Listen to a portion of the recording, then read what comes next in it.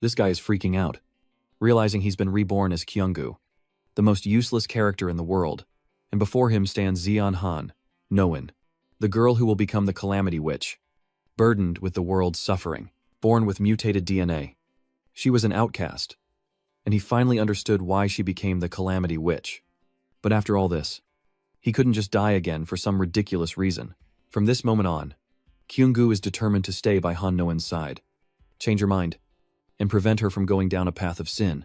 However, the main story hasn't even begun yet, so Kyunggu's actions could change the future, from asking his teacher to move next to Han Noin to this very moment. There are still 5 years before the main storyline begins. So before joining the academy, Kyunggu is determined to become Han Noin's friend, guide her to the right path, and turn her from a calamity into a blessing. And so, with just a few simple words, Kyunggu entered the life of the mid-level boss. At first, Kyunggu was confused. If he had transmigrated into this world, why couldn't he see the status window? Even if he wasn't a player, he then decided to try opening his status window. And sure enough, it appeared before him. But upon reviewing his character's abilities, Kyunggu realized his stats were quite good, making him wonder why he was bullied at all with this kind of power. He shouldn't have to fear anyone. After all, this was a promising start to a good life, one that couldn't compare to his previous one.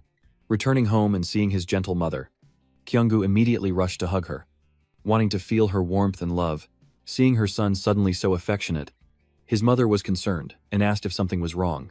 Kyunggu just snuggled up and said he missed her. Hearing this, his mother was no longer worried, and urged him to wash his hands and have a snack before sword practice. At this moment, Kyunggu was even more determined to do something to live as the real Kyunggu. Kyunggu represented the prestige of a sword family like his own, like a lion ruling its pride. It focused on swordsmanship, perhaps turning Kyunggu into a master swordsman in the future. Soon after, he headed to the sword dojo to train. In this world, sword dojos were opened in several cities, and those outside the clans would learn common swordsmanship instead of Beast King swordsmanship. Just then, an unexpected figure appeared, drawing everyone's attention. Geo Sion, known as the Thunder Flower Divine Sword of the Geo family. Kyunggu knew some basic information about Sion, such as that she was 2 years older than him, and the most anticipated prodigy of the Geo sword family's lineage. She would become a powerful swordswoman and a reliable ally to Geo Kyunggu. But for now, he didn't understand why she was at the sword school. Still, they'd meet later, so he didn't dwell on it, and immediately began practicing the beast sword techniques. After his flashy swordplay, he paused to rest, wondering if Sion was impressed. So, practice. But not really, mostly just showing off for the ladies. Meanwhile, his flashy swordsmanship caught the attention of 3 kids, Gugi Undong, Gu Undong, and Gu Zongdong, the Gu triplets, minor characters known as the Three-Headed Cerberus, who bullied him because of his relative, Du Sion Gu. Indeed, upon seeing his enemies again, Kyunggu couldn't focus, not even bothering to answer them. However, they weren't the only reason waiting for him. What truly angered Kyunggu was how he could have allowed these 3 brats to bully him in his past life. Remembering everything that happened to the original Kyunggu, he surmises that the reason he didn't fight back against their insults and malice was because he was too weak and hated hurting others. But the current Kyunggu is not the Kyunggu of the past, and he realizes that his human body is not weak at all. And so, fearing no one, he immediately declared war on the 3 punks, demanding a real fight. Without another word, Kyunggu attacked, intimidating the remaining 2, his newfound strength a stark contrast to his former weakness. And they began to feel fear. But Kyunggu wasn't finished. He continued. Enough talk. Get up. This isn't enough to kill you. I've endured worse from you guys. The 3 are instantly terrified. Then threaten him. How dare you do this to us? Do you know who's behind us? Did they really think he'd let it go? Of course. Kyunggu knew who was pulling their strings, and their faces froze when they saw his reaction. Turns out, his cousin Songgu bribed those 3 by offering to sponsor their hunter training, in exchange for them bullying Kyunggu at the sword hall. But these 3 fools seem to have forgotten that Kyunggu is also a member of the Du family, so it would be easy for him to have their sponsorships revoked. The 3 of them must have been shocked that the usually weak Kyunggu was so strong, and just then, their teacher walked in, scolding them for fighting without permission. Kyunggu immediately explained that the Gu brothers had provoked him, so he was just defending himself, especially as a member of the prestigious Du family. Why would he be afraid of bullies? The teacher, seemingly unconvinced, asked if they had truly provoked Kyunggu. And the Gu brothers, intimidated, confessed their misdeeds.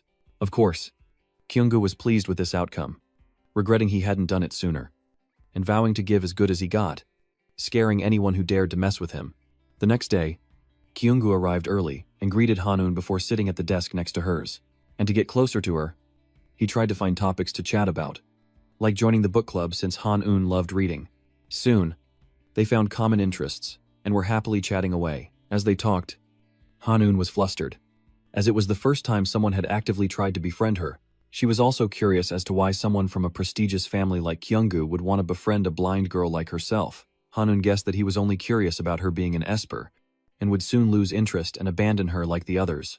Thinking this, Hanun became even more melancholy. Little did she know, Kyunggu genuinely wanted to befriend her to save the world. Moreover, what he felt around Hanun wasn't aversion, but simply that she was like his cute bunny at home. Immediately, Kyunggu showed Hanun videos of it, which she found incredibly adorable. Seeing this, he invited her to his house.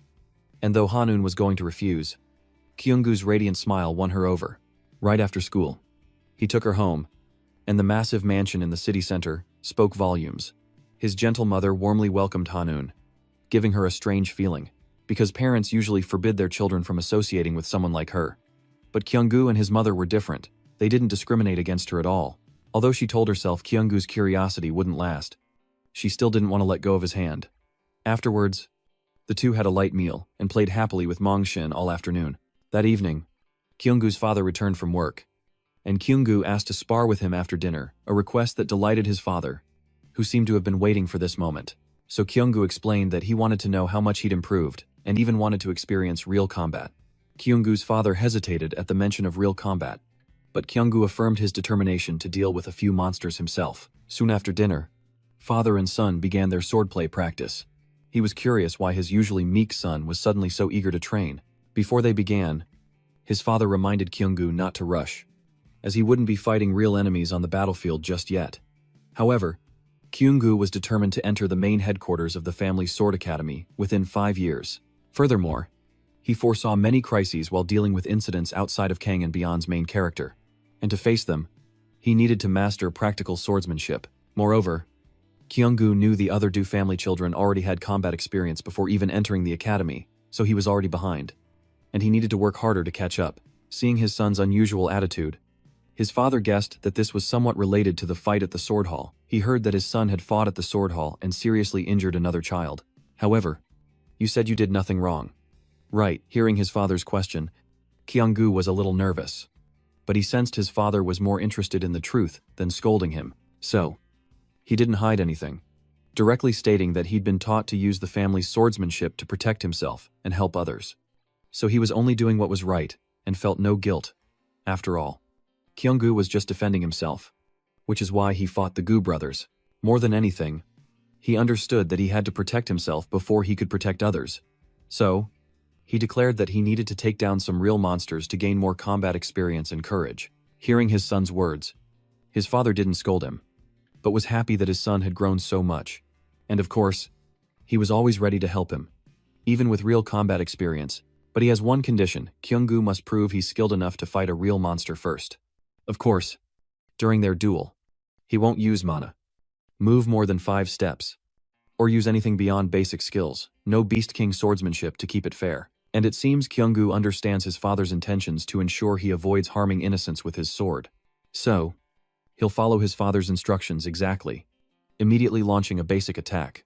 Although his swordsmanship was technically sound, it initially seemed ineffective, until he switched to a more aggressive assault, forcing his father to take his first step back.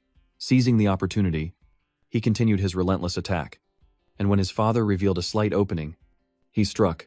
Even though he knew it was coming, the father was still a little hurt by his son's powerful strike, while Kyunggu naively thought it was the only way to show his true skill. Hearing his son's words, the father thought, "Well done, my son. I didn't expect you to dare hit your own father once you grew up."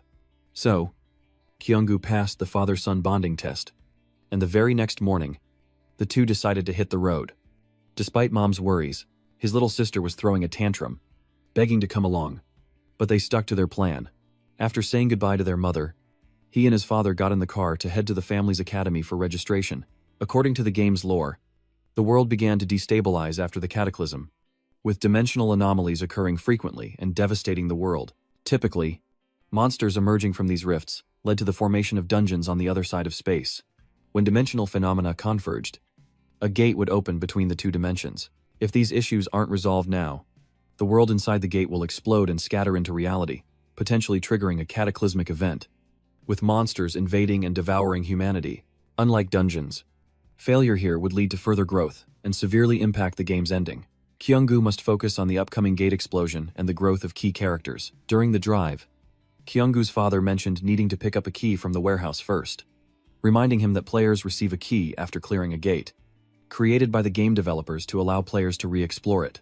After a long drive, the two finally arrived at the agency where his father worked.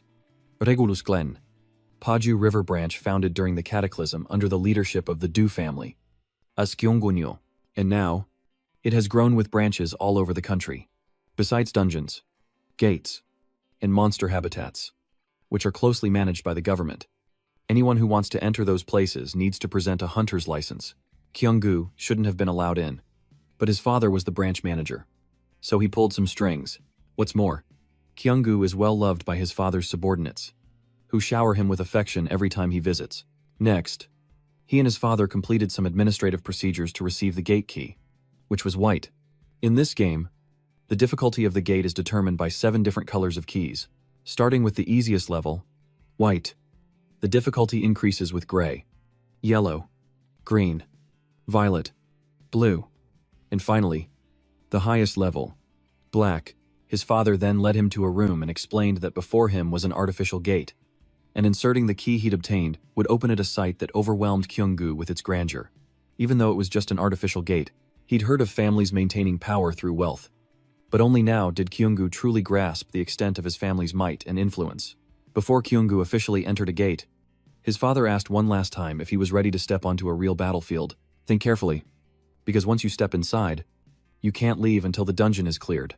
Of course, Kyunggu is well prepared for today and has no intention of giving up. Seeing his son's determination, his father said no more and let him enter. Knowing he could always pull him out if needed, he just hoped his son wouldn't cause too much trouble. As soon as the gate opened, Kyunggu stepped inside, immediately overwhelmed by the dazzling, mystical scenery. At the same time, a system notification appeared, indicating he'd entered the white rank, Pink Crystal Cave. As he reviewed the information, he sensed movement nearby and readied his weapon, just in case. But before he could act, his father had already caught almost all the goblins in the dungeon, 15 in total, matching the system's information, meaning Kyunggu just needed to defeat them all to conquer the dungeon. Immediately, he told his father he was ready, so his father would release the monsters one by one for him to fight until the last one. Kyunggu's father even reminded him to be careful, even though they were the weakest in the food chain. But before he could finish speaking, one of the goblin escaped its restraints and attacked. Kyunggu reacted instantly. Assuming a defensive stance, his knowledge of the game and his family's swordsmanship gave him confidence.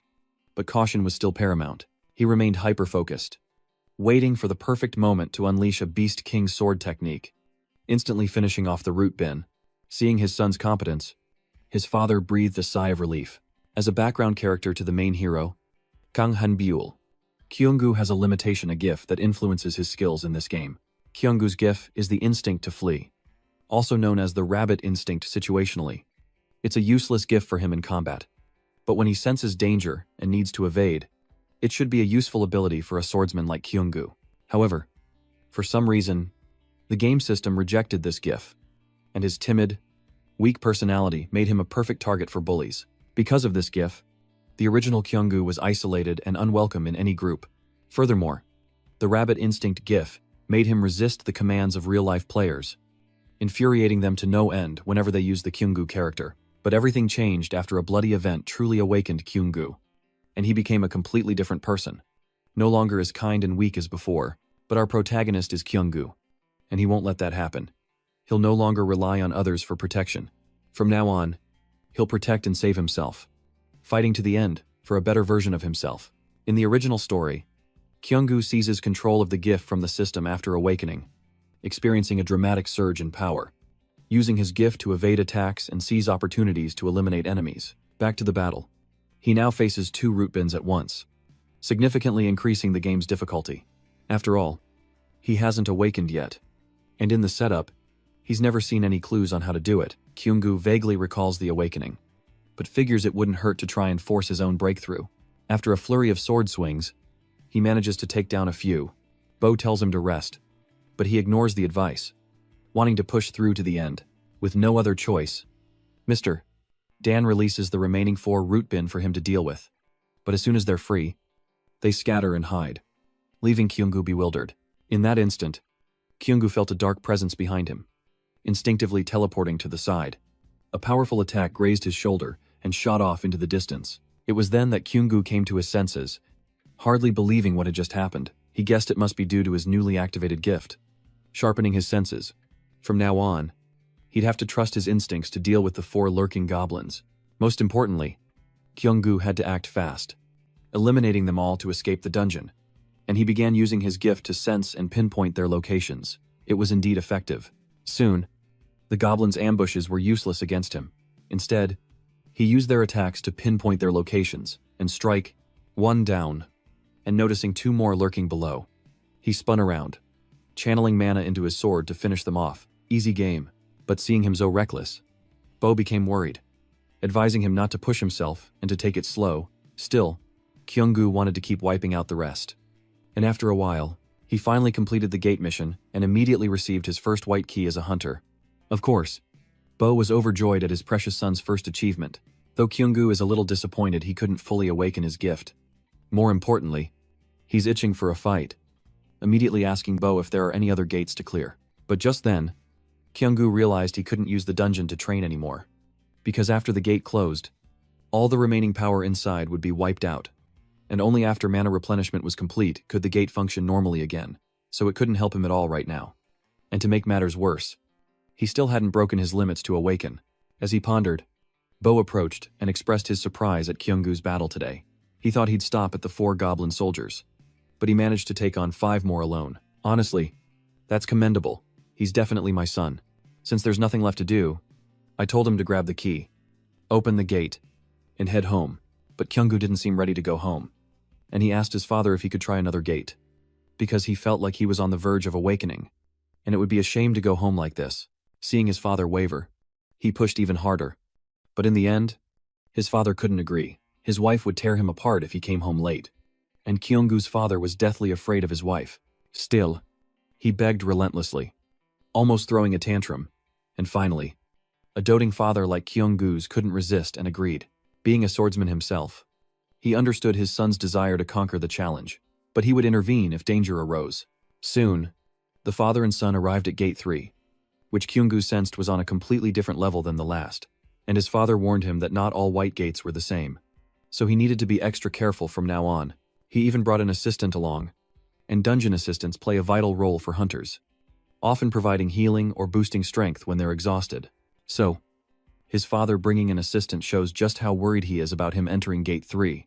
Sure enough, Kyunggu was attacked as soon as he stepped inside. Luckily, he sensed the danger and dodged in time. Otherwise, he'd be respawning again. At the same time, the status window popped up, announcing that dozens of monsters of varying strengths had appeared nearby. Kyunggu counted about 15 goblins, but these weren't the usual goblins from the previous gate. These were much stronger. Kyunggu thought, well, I'm screwed. One wrong move, and I'm done for. At this critical moment, his cowardly instincts suddenly kick in, and his gift begins to control his body, forcing him to run for his life, while his father and assistant observe his actions from above. The assistant, seeing the situation as quite difficult for an elementary student like Kyunggu, asks his father if he really intends to let him fend for himself. Of course, everything the father does has a reason, as he's noticed that his son has changed a great deal in a short time. In the past, Kyunggu was a very timid child, easily frightened by the smallest things. But recently, he's become much braver, almost a completely different person, reacting to surprises with indifference instead of fear. As a father, Kyunggu's dad is happy to see his son growing stronger, a welcome change, as he worried his gentle son wouldn't adapt to the Sword Clan's harsh environment, and he also noticed that because of that kind heart, he was always hesitant and afraid of hurting others. even putting himself in danger rather than harming someone else. In fact, Kyungu's father always cared for him and paid attention to him, and he never blamed him or forced him to become strong. So when his son suddenly changed this much, he was a little surprised and couldn't understand it. His wife said their son was different because he liked a girl in his class. But he didn't think it was that simple. There must be another reason behind it. He received a report from Kyungu's dojo that he'd gotten into a fight with some kids and even injured one of them. At first, he was shocked, unable to believe his gentle son could do something so violent. Yet the instructor dared to say that Kyungu's temper and fights with his classmates were due to the volatile nature and need to show off of young boys. That it was normal. Obviously, the instructor's absurd explanation completely infuriated Kyungu's father. So, he's only now learning that his son was bullied so badly he had to fight back. He can't believe Kyungu, a member of the prestigious Do family, was treated this way at such a small dojo. Someone must be pulling the strings, because no one would dare bully a member of the clan otherwise. Kyungu's father suspects the instructor was silenced, which is why he's only hearing about this now. Finally, the instructor confessed that the ones behind Kyungu's bullying were none other than Do Bamjun and his son, Kyungu's father's third brother's family, all because Kyungu's father lacked power and influence within the clan. Even when Kyungu's father called to question his brother about his son bullying Kyungu, he brushed it off, saying kids will be kids, and offered a half-hearted apology. Though furious, Kyungu's father was powerless to seek justice for his son, but amidst his helplessness, Kyungu underwent a sudden transformation, shedding his timid, weak demeanor for a stronger, more resolute version of himself. So, during this experiment at Gate 3, Kyungu's father decided to let his son try his hand without any support, to see how far his abilities could take him. Though it pained him to see his beloved son struggling against the monsters and getting hurt, he wanted to wait a little longer. But just as the monsters cornered Kyungu, his father couldn't bear it any longer and grabbed his sword to rush to his aid, asking his assistant to cast a magic shield to protect him. However, at that moment, Kyungu's father suddenly noticed something unusual. His son's eyes didn't look scared, but resolute, as if he were waiting for an opportunity. Before he could react, Kyungu unleashed the fifth form of the Beast King sword, obliterating the surrounding monsters. He didn't stop there, continuing to evade the attacks of other monsters, but their teamwork is too good. Leaving no openings for attack, and running isn't a real solution. He's just rabbit bait at this point. So, Kyungu decides to gamble it all. Hoping his ancestors are watching over him, he turns, takes a stance, and prepares to counter with the first form of the Beast King sword technique. But the most troublesome thing right now is that Gif keeps controlling his body, not allowing him to do as he pleases. Especially since a mysterious voice keeps urging Kyungu to run away and find a place to hide, to save his life, and to stop fighting the monsters. Despite his struggle against the voice's manipulation and his attempts to regain control, he failed somehow and fled unconsciously, a feeling Kyungu must have experienced before awakening, as if his body were split in two, reason and instinct. Even so, while fleeing, Kyungu manages to control his cowardly instincts just enough to deal with monsters that ambush him. But dozens more are still hunting him down. Just as Kyungu catches his breath, a goblin shoots an arrow through his arm. And he's cornered. He's terrified, with nowhere to run, and bloodthirsty monsters closing in. Kyungu was so desperate, he thought he was a goner. But main characters don't die that easily. Just in the nick of time, the author granted Kyungu the skill to recall his past life. He's left to ponder his fate, what he's striving for each day, and why he was reborn as Kyungu. In his mind, who is the real Kyungu? Is it the scared, weeping, pathetic child before him? And just like that, Kyungu received a mental power boost from the author. No longer afraid, but now disgusted with his weaker self, he didn't want to be that pathetic. So, Kyungu completely refused to run. He had to overcome his fear and fight for his life, no matter what. In short, Kyungu was determined to go all in, fighting these monsters to the bitter end. Without hesitation, he charged forward, hacking them down like weeds, instantly taking out several nearby monsters before targeting the magic users in the distance, fighting with the boundless energy of someone who just had a blood transfusion and chugged a crate of energy drinks. Meanwhile, his father and assistant watched his counterattack in utter disbelief, unable to fathom how Kyungu had gone from terrified to ferociously combative in mere moments. The assistant couldn't help but ask, "Sir, what just happened?" Kyungu's father, still in shock, replied, "Oh, that's my precious son. I didn't ask you about that. I mean, how could he fight so miraculously? It's like my shield isn't even needed to defeat the monsters." Could all the family members do this? Even Kyungu's father couldn't be sure, only noticing that he could predict the direction of all attacks and move nimbly to avoid them with ease. It was as if Kyungu was controlling his senses, making him wonder if he had truly awakened, or if it was his gift. Because to reach awakening, Kyungu would have to break his limits while identifying change. He unleashed a devastating move in Beast King swordsmanship, a special technique, Lightning Blade, to obliterate the monsters. The two adults watched in awe, marveling at the coolness of a mere 1-2-year-old. Kyungu's father was not only astonished but also immensely proud of him. After all, mastering the family's special technique, the Lightning Blade, isn't something a child can easily do so perfectly, even for a genius. Such a sudden burst of power is considered impossible. So, it's nearly impossible. Yet Kyungu pulled it off. Just then, a system window popped up, announcing that the hunter had cleared the dungeon. Kyungu also receives a notification that he has broken his body's limits, and his muscle, strength, and endurance stats have reached a new level. He's surprised to see his stats increase by defeating monsters, because in the game, physical stats were only supposed to increase through academy training. He figures it must be a minor bug in the game. Having experienced so much in this world, Kyungu no longer believes it's just a game, so he resolves to gather experience and become powerful. At that moment, his father finally showed his face, asking if he was alive, a father's warmth like the sun. Though he's cleared the gate, Kyungu is utterly exhausted and can barely move. His father isn't surprised, considering the earth-shattering feat he just pulled off. Your father was astonished to see you wield lightning. You may be the youngest in the family to ever do so. In truth, even Kyungu himself couldn't believe he'd pulled it off, because lightning infusion isn't just a sword technique. It's a physical phenomenon triggered by the Beast King sword style's unique methods. At that moment, mana and air would rub against each other, creating blue lightning. Of course, performing this technique requires certain standards, such as speed, posture, strength, and just the right amount of mana. Only when these factors are harmoniously combined can the swordsman succeed. So, it's no exaggeration to say that Kyungu is a sword genius, a precious seed of the Du family. However, Kyungu felt more worried than happy, because he feared he wouldn't be able to perform this move again. Hearing this, his father explained that because he had experienced blue lightning once, his body would remember it, and if he continued to practice diligently, he could do it again.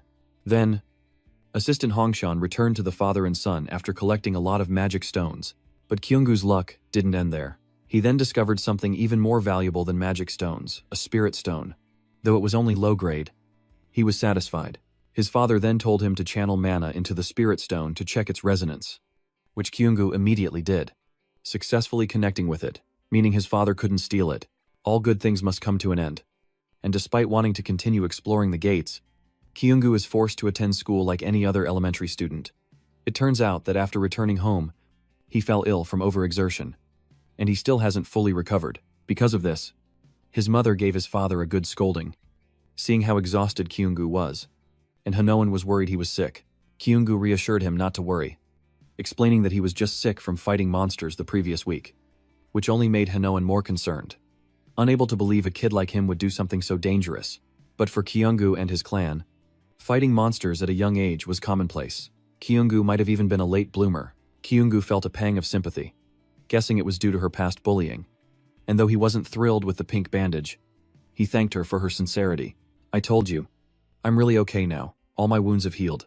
If you want to help, you can remind me to take my medicine after lunch. Immediately, she eagerly asked if there was anything else she could do for him, as she would do anything he wanted today. Not wanting to be outdone, Kyungu said he wanted to hold Hanoan's hand.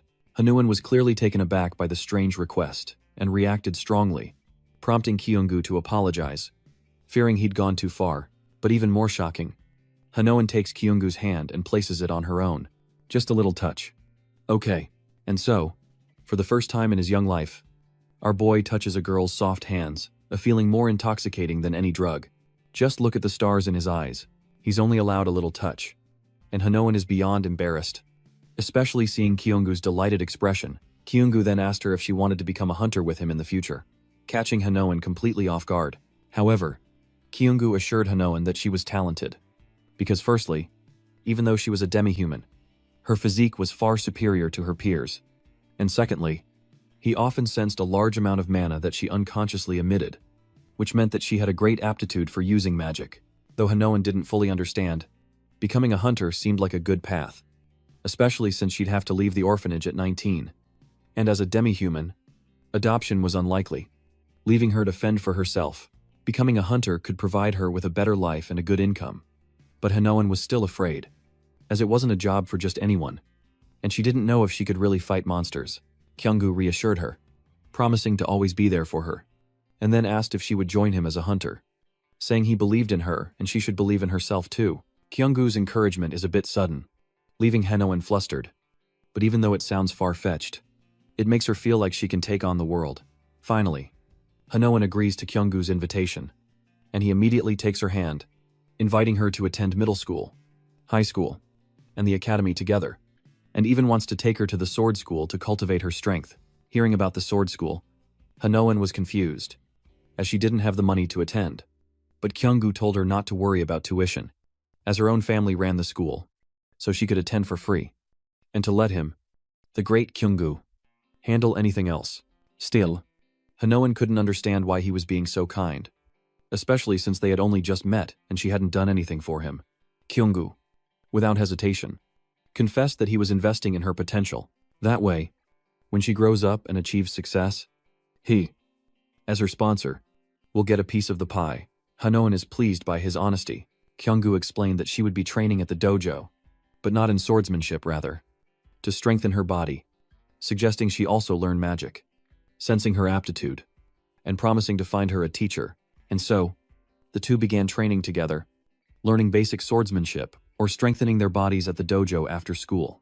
While on days off, Kyunggu and Hanoan would train at home, nourished by Mama's delicious meals.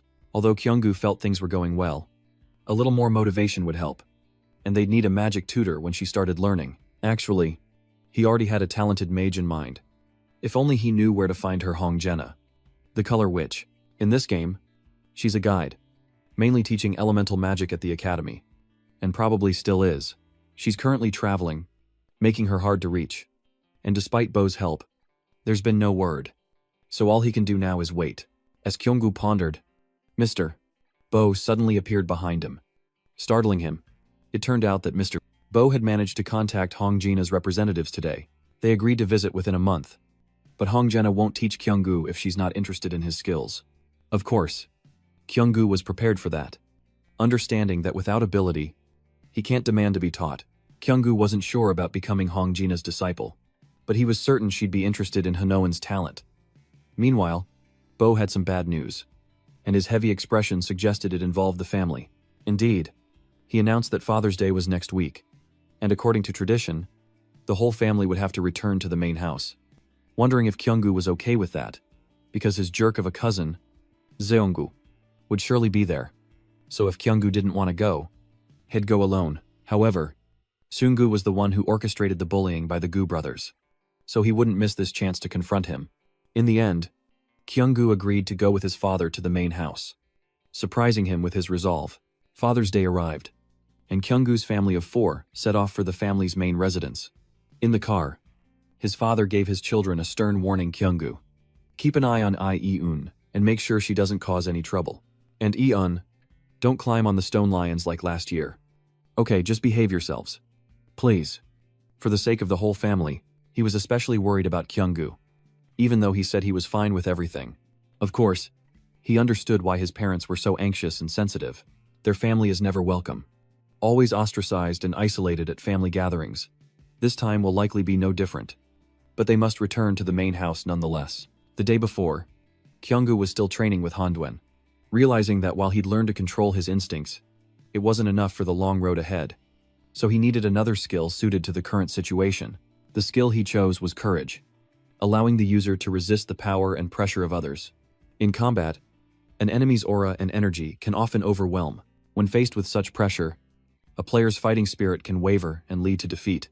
But courage is the only way to resist, increasing focus and the will to survive when life is threatened. For these reasons, courage is perfect for a timid person like Kyunggu to learn. But the problem is he doesn't know where to acquire this skill, and its conditions are complex. In reality, the courage skill can be obtained by almost dying from an enemy's attack. But if you're not careful, you might actually die for real. In a way, It'll be easier while he's still relatively weak at controlling himself. The problem now is finding an extremely strong opponent who exudes overwhelming pressure, someone who seems malicious but won't actually kill him. After much deliberation, Kyunggu finally found a prime candidate to help him acquire the courage skill. And this person was sure to appear at the Du family's main house on Father's Day. Soon after, Kyunggu's family arrived, and after being shown to their rooms and given instructions by the servants, the parents decided to let the two troublemakers take care of each other. Then, Kyunggu took Eon to see the main family's sword training hall. Indeed, everything here was top-notch and high class, completely different from the sword school he was attending. Even the wooden puppets for sword practice were made in Namga, one of the 10 great families like the Du family. While Kyunggu was showing his sister around, a cocky kid named Seongu appeared, looking for trouble. He probably thought Kyunggu was still a pushover, so he was shocked to see him daring to challenge him like this. I'd be a lot happier if you weren't here. At this point, what's there to be afraid if Kyunggu tears away this guy's facade in front of everyone? Unfortunately, I haven't been doing so well lately. Thanks to someone, I'm not sure how you did it, but I know you're the one behind the troubles of the 3 Gu brothers. Seongu was losing his composure, haunted by memories of being outmatched by Kyunggu as a child, memories that fueled his father's toxic lessons: crush all rivals, never lose, especially not to Kyunggu. From then on, Seongu grew twisted and hateful towards Kyunggu, even brutally beating him during sword practice and orchestrating his isolation. On another occasion, this stubborn jerk mentally broke Kyunggu by forcing him to kill an innocent rabbit, and when he refused, he beat him again. To this day, Seongu still believes Kyunggu is no match for him, that he's just putting on a show, and will soon cry and run away as always. So Seongu challenges him to a fight to settle their score. But to his surprise, Kyunggu readily accepts. His imposing aura, stubbornness, and fearlessness shocked him. While back in the lounge, Kyunggu's parents were faring no better, forced to passively inhale nicotine from their gossiping relatives. In truth, neither of them enjoyed these family gatherings, especially Kyunggu's mother, who, being an ordinary woman from a common family, was often looked down upon by the rest of the clan.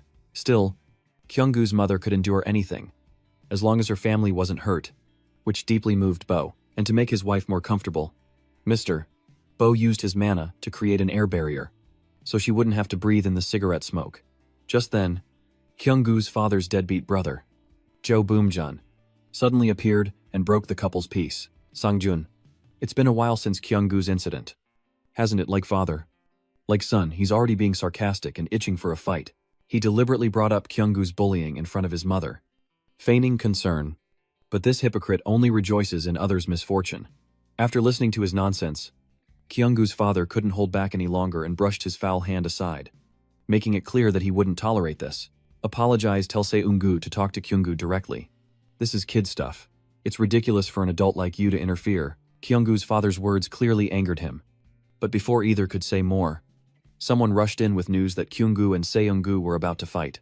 A prospect Jo Boonjun found delightful, certain Kyunggu would be beaten to a pulp, just like before. Fueled by the camaraderie of his drinking buddies, he was even more excited to witness Kyunggu's defeat, mock him, and shame his family, not forgetting to remind Kyunggu's father of his own words about letting the kids handle it themselves.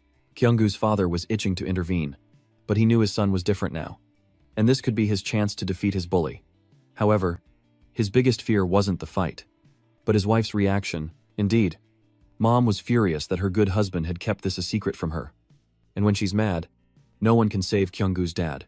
After a loving slap to her husband's face, they both rushed to the training grounds to save their son from injury. As Kyunggu and Seongu's battle raged on, seeing Seongu relentlessly attack Kyunggu's vitals, his mother anxiously warned him to be careful.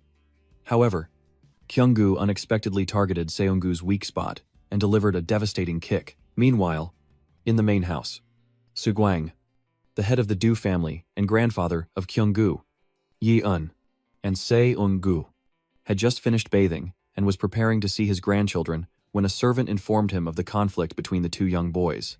He was already aware of the issues between the two families, but it seemed things were still quite noisy. Even in the main house, he asked the servant for more details. Surprised that his usually timid grandson had accepted his cousin's challenge, this unusual turn of events piqued the old man's interest, and he immediately wanted to rush to the training grounds to witness the youngsters fight. Meanwhile, everyone was speechless after witnessing Sungu get knocked out in one hit, while Kyunggu was bored because the fight ended too quickly. Moreover, easily defeating Seunggu like this didn't satisfy him, as he had been severely bullied and oppressed by him for years. But Seunggu absolutely loathed Kyunggu, and in the game's original story, he would bully him relentlessly, driving him to depression and self-doubt for 5 long years. When Kyunggu entered the academy, where Kang Han Bi-eun was studying, he finally escaped Seunggu's bullying, because Kang Han Bi-eun would appear as a savior, defeating Seunggu and rescuing Kyunggu as an ally. But in other scenarios, Seunggu plays a key role in fostering the friendship between the main character, Kang Han Bi-eun, and the supporting character, Kyunggu. So without Seunggu, Kyunggu might never have become friends with Kang Han Bi-eun. Even so, he was still very disappointed with this anticlimactic ending. Then, unwilling to accept it, he shook Seunggu awake, telling him not to play dead. I haven't even begun to settle the score for what you did to me. Seeing him stubbornly refuse to wake up, he grabbed his collar and dragged him up, but little did they know, he was really unconscious, and had even wet himself. Just then, Boomjun and his wife leisurely arrived. Steel Smoog, thinking Seunggu had gotten the better of his cousin, but the moment he saw his son beaten so badly, he wet himself. He couldn't laugh anymore, rushing over and physically assaulting Kyunggu. How dare you do that to my son? Of course, Kyunggu's parents weren't about to let their precious son be bullied like that. What the hell do you think you're doing to my son? What kind of nerve do you have? Doing that to a kid? Are you crazy? Don't think I'm afraid of you just because you're older. Kyunggu's father immediately charged in, and a fierce war of words erupted, even involving their familial ties. Kyunggu was speechless at the scene, and asked his mother to stop them, but she was already pulling hair and fighting with Seunggu's mother, and even his first-grade sister joined in the fray. Having never witnessed such madness, Kyunggu could only stand by silently until the family's most powerful figure, his grandfather, spoke up, bringing everything to a halt. Of course, seeing his descendants acting like wild animals, the patriarch immediately reprimanded them, saying, "Look at this mess. You dare call yourselves members of a prestigious family. I'm ashamed to witness this spectacle." His grandfather then asked what exactly was going on, but silenced Boomruan, insisting on hearing the story directly from Kyunggu. "Kyunggu, your grandfather is asking you what exactly is going on here. No wonder he's the world's top swordsman, the powerful head of the swordsman family." His grandfather's words and pressure felt like facing a solid mountain. If his mind wasn't strong, he might have wet himself. Then, he tried to brace himself to keep calm before his grandfather's imposing presence, admitting that he started the fight and won. Hearing this, his grandfather withdrew his aura and asked Kyunggu how he managed to win, or if he had used any tricks or schemes, to which Kyunggu honestly replied that Seunggu had lost his balance after being kicked in the ribs. He exploited this, striking the back of his head and knocking him unconscious. He could ask around for more information. Not stopping there, his grandfather pressed Kyunggu on why he touched Seunggu after he was already unconscious. He nervously explains that Seunggu wasn't responding, so he just wanted to check if he was okay. But really, he was just getting back at him for all the past bullying. Hearing this, his grandfather doesn't punish him, but seems amused by the young punk's fighting. At this point, Jo Boom-jun's parents were desperate to explain, but the grandfather ignored them and directly ordered the boy, Seunggu, who was pretending to be unconscious, to get up and speak clearly. Cornered, he had no choice but to sit up and admit that Kyunggu had fought fair. With everything now clear, the grandfather scolded Jo Boom-jun's family before leaving, reminding Kyunggu that after the party, he'd like to test his skills in a sparring match. "Be well prepared, because I'm looking forward to that day." These words from his grandfather signified the head of the family's recognition of Kyunggu's talent before the entire clan, leaving Jo Boom-jun's family to leave in silence. Things seemed to have settled, but for Kyunggu, it was far from over, as Bo's loving smile hinted at something more. Indeed, mother and son had a serious talk about the bullying Kyunggu had endured, and even his fight with Seunggu. Her cold demeanor, so unlike her usual self, made him tense, stirring up terrible memories of his two-faced mother, the one who would often get drunk, scold, and beat him throughout his childhood, only to realize her mistakes when sober, hugging him and crying apologies. Though his mother treated him poorly, they were all each other had, so Kyunggu always forgave her, even begging her not to leave him. But in the end, she abandoned him with a lie that she would make money and come back for him. At only 10 years old, Kyunggu found those words so sweet, waiting for the day his mother would return. But reality is cruel, and even knowing this, he refused to accept it, pretending to believe her. After that, Kyunggu lived a life of indulgence, devoid of light, future, or hope, sometimes thinking about the mother who abandoned him. Even now, those memories haunt and linger in Kyunggu's mind, especially when faced with his current mother's questions. He was terrified, wondering if he should beg for forgiveness, let her hit him like his previous mother did to vent her anger, or apologize for being born. But Kyunggu was overthinking it, because his current mother didn't blame him at all. Instead, she embraced him warmly and sincerely apologized for not noticing the bullying and for letting him suffer such unpleasant things recently. Her anger earlier was only because the two of them hadn't told her the truth. Feeling his mother's love and warmth for the first time, Kyunggu is taken aback, realizing that his current life is nothing like his past one, and he no longer needs to fear. Of course, he doesn't have to endure everything alone anymore, because now he has his real family by his side, a father, a mother, and a little sister people who will always love and support him unconditionally. Finally, understanding his mother's feelings, Kyung hugged her and apologized for hiding the bullying. But when the little sister, Yeun, started crying and jumped into their mother's arms, and then the father wanted a hug, things got weird. The mother and daughters were frozen in disbelief, while the father, hurt by their reaction, insisted on a hug, crying, "Geaea, don't you love me anymore?" Meanwhile, Kyunggu received a text and photo from Hanon, who seemed to be having just as much fun. It's safe to say that Kyunggu was grateful to God for giving him a second chance at life, thanks to the precious things he had now. However, as the family enjoyed their time together, a servant suddenly knocked, informing them that the party was about to begin and they should quickly prepare to go to the hall. Elsewhere, Kyunggu's cousin's family received a similar notice from their servant. Arriving at the grand hall for the evening's banquet, Kyunggu was astonished by the opulence and luxury befitting a prestigious swordsman family with over 200 years of heritage. He quickly estimated that with 7 direct family members and 5 branches of relatives, there were about 48 members of the clan present. Just then, Jo Bunjin's family arrived at the party, perhaps because the three of them often flaunt their arrogance. Many people seized Eungu's humiliating defeat to mock them. The wagging tongues of the world are relentless. Had Kyunggu lost today's spar, his family would have suffered the same fate. Soon after, the grandfather appeared and silenced the gossiping crowd, declaring that everyone was present. It's wonderful to have even more people attending this year. Now, you must all be hungry. So let's begin the dinner party. Next, everyone was served exquisite dishes and enjoyed them together. There's a reason the So family outranks other noble houses. It all began after the Great Cataclysm, when the world nearly collapsed into a dark age, and humanity desperately needed divine protection. So, the noble families, seeking to consolidate their power, created certain abilities and a unified ideology of subservience to achieve their goals. And so, hunters were born to save humanity from extinction. But they were few in number and difficult to train. Thus, some began investing in elite human resources to protect humanity's safety. As a result, the 10 great families, including the Sword family, leveraged this to gain widespread influence in many fields. Intermarriage between these families was seen as an effective way to cooperate and maintain superior genetics. That's why Kyunggu has so many grandmothers. His father was the son of the 4th grandmother, who passed away long ago, and he was the 5th of his grandfather's 7 children. Kyunggu already finds it annoying just hearing about it, let alone managing a large family and overseeing all the family affairs. So he really admires his grandfather in these respects. Of course, his grandfather had many grandchildren, but he seemed particularly interested in those who stood out, like Xian, who had created lightning while still in high school, a feat so unbelievable that the family gossiped about it until his grandfather silenced them. Grandpa predicted that if Xian continued to train with lightning at this pace, she would soon be the youngest person after the 2nd-generation head to achieve this feat. So he sincerely hoped she could become a leader who surpassed even him. Her composure was truly impressive, even under grandfather's pressure. She remained calm, unwavering, and fearless.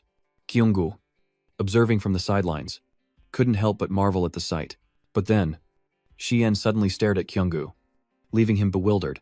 At that moment, her grandfather unexpectedly mentioned someone, saying Xian's growth reminded him of news about a two-faced demonic figure from not long ago. Immediately, Kyunggu realized the person his grandfather was talking about was none other than the demonic fighter, Xiao Zongjin, who lived in his grandfather's era, more importantly, the master of the protagonist, Gang Hanbiul. Therefore, Kyunggu could never forget this.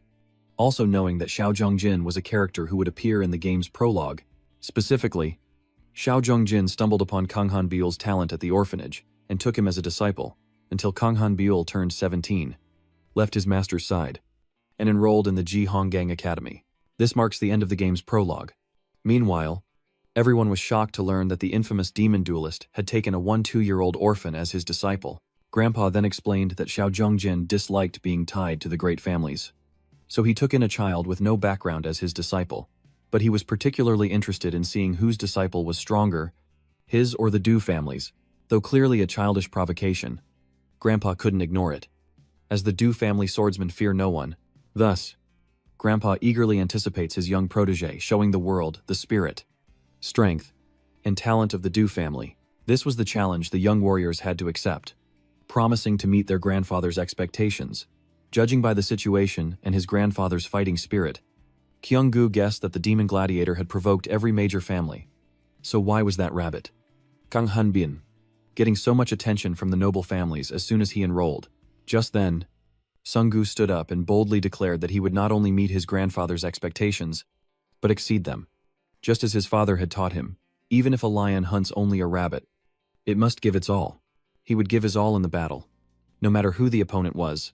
Kyung-gu chuckled at the rookie's nonsense, knowing that in the original story, he would be defeated by the Kan Bian, tarnishing the family's reputation. But his grandfather noticed Kyung-gu's reaction and immediately asked what was so funny. Well, screw it. He has to speak his mind. It's Sung-gu's words, not his grandfather's, that made him laugh.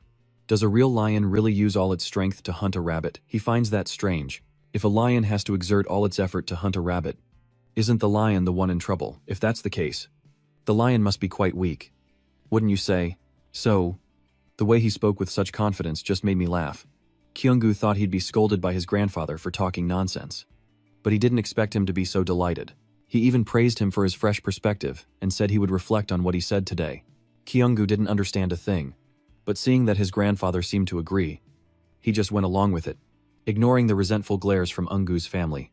But the night wasn't over yet. Because Grandpa had a very important announcement, he decided to hold the evaluation match inside a gate. As expected, his words sent shockwaves through the family. They couldn't believe he'd send children into a gate. Furthermore, he believed that for the descendants of a swordsman family, white gates were nothing, and if they were going to play, they had to go all out. So he chose a gold gate for the evaluation match. Soon after, everyone gathered before the golden gate, ready to enter the fray. Since this is a one-life game, before letting the little tryhards enter, Grandpa gave one last chance for anyone to back out of the evaluation match. Speak now, or forever hold your peace. Then, seeing no one speak up, Grandpa opened the gate and let all his descendants enter without hesitation. The golden gate they've entered leads to the great forest of Leader 4, and Grandpa immediately declares the evaluation battle begins. Explaining the rules first. Descend this cliff, then follow the gate's instructions. Traverse the forest, and reach the lake at its center. In that distant lake lurks a level 3 monster, rarely leaving the water. So hunting, it means fighting underwater. Hearing that, everyone breathed a sigh of relief, especially Kyung-gu, since he wasn't even a student at the academy yet, and fighting a monster underwater would have been too difficult. But it seems he celebrated too soon, because Grandpa continued, compared to your level, the hunters have weakened and sealed the monster to prevent it from diving. It's significantly weaker and will stay on the surface, making it relatively easy for you. Right. So, it's easier than expected.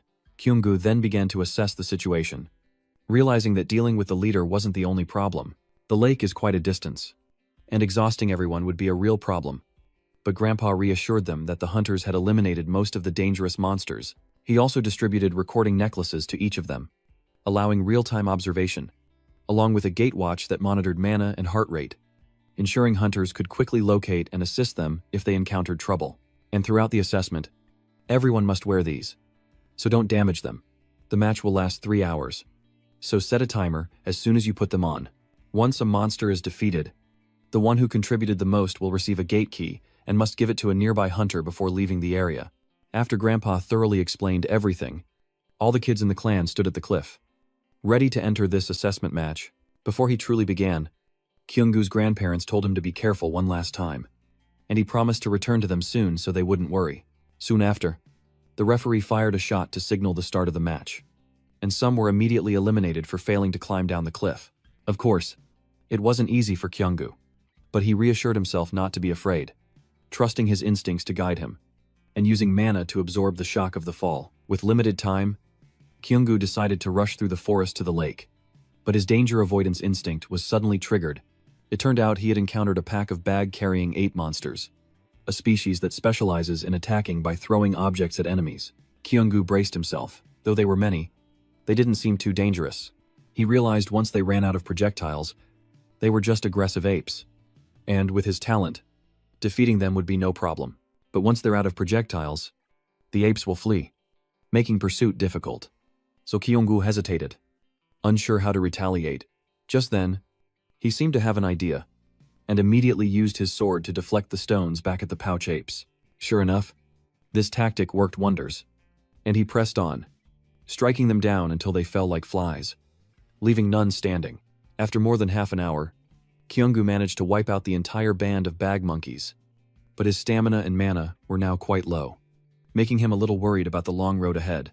Fortunately, Kyunggu stumbles upon a life fruit in the hands of an ape, making things easier. Meanwhile, the parents are monitoring their children's progress on the screen. Everyone feared for the children's safety because the evaluation was so difficult, except Du Bum-jun, who was still bragging about his son to the grandfather. Just then, Xian's screen showed her unleashing a 4 lightning strike combo of the Beast King's sword art attack fist, stunning everyone, including the grandfather. However, the grandfather was concerned about how much stamina and mana the kids had used so far, and how much they would have left to hunt the boss. Suddenly, a loud noise caught his attention. Kyunggu's screen showed him smashing the kangaroo-like creatures like baseballs, leaving the grandfather bewildered, wondering what the heck the kid was doing. The parents were speechless, wondering what he was thinking, while Du Bum-jun was clearly delighted. Unbelievable, it seems Kyunggu is having fun.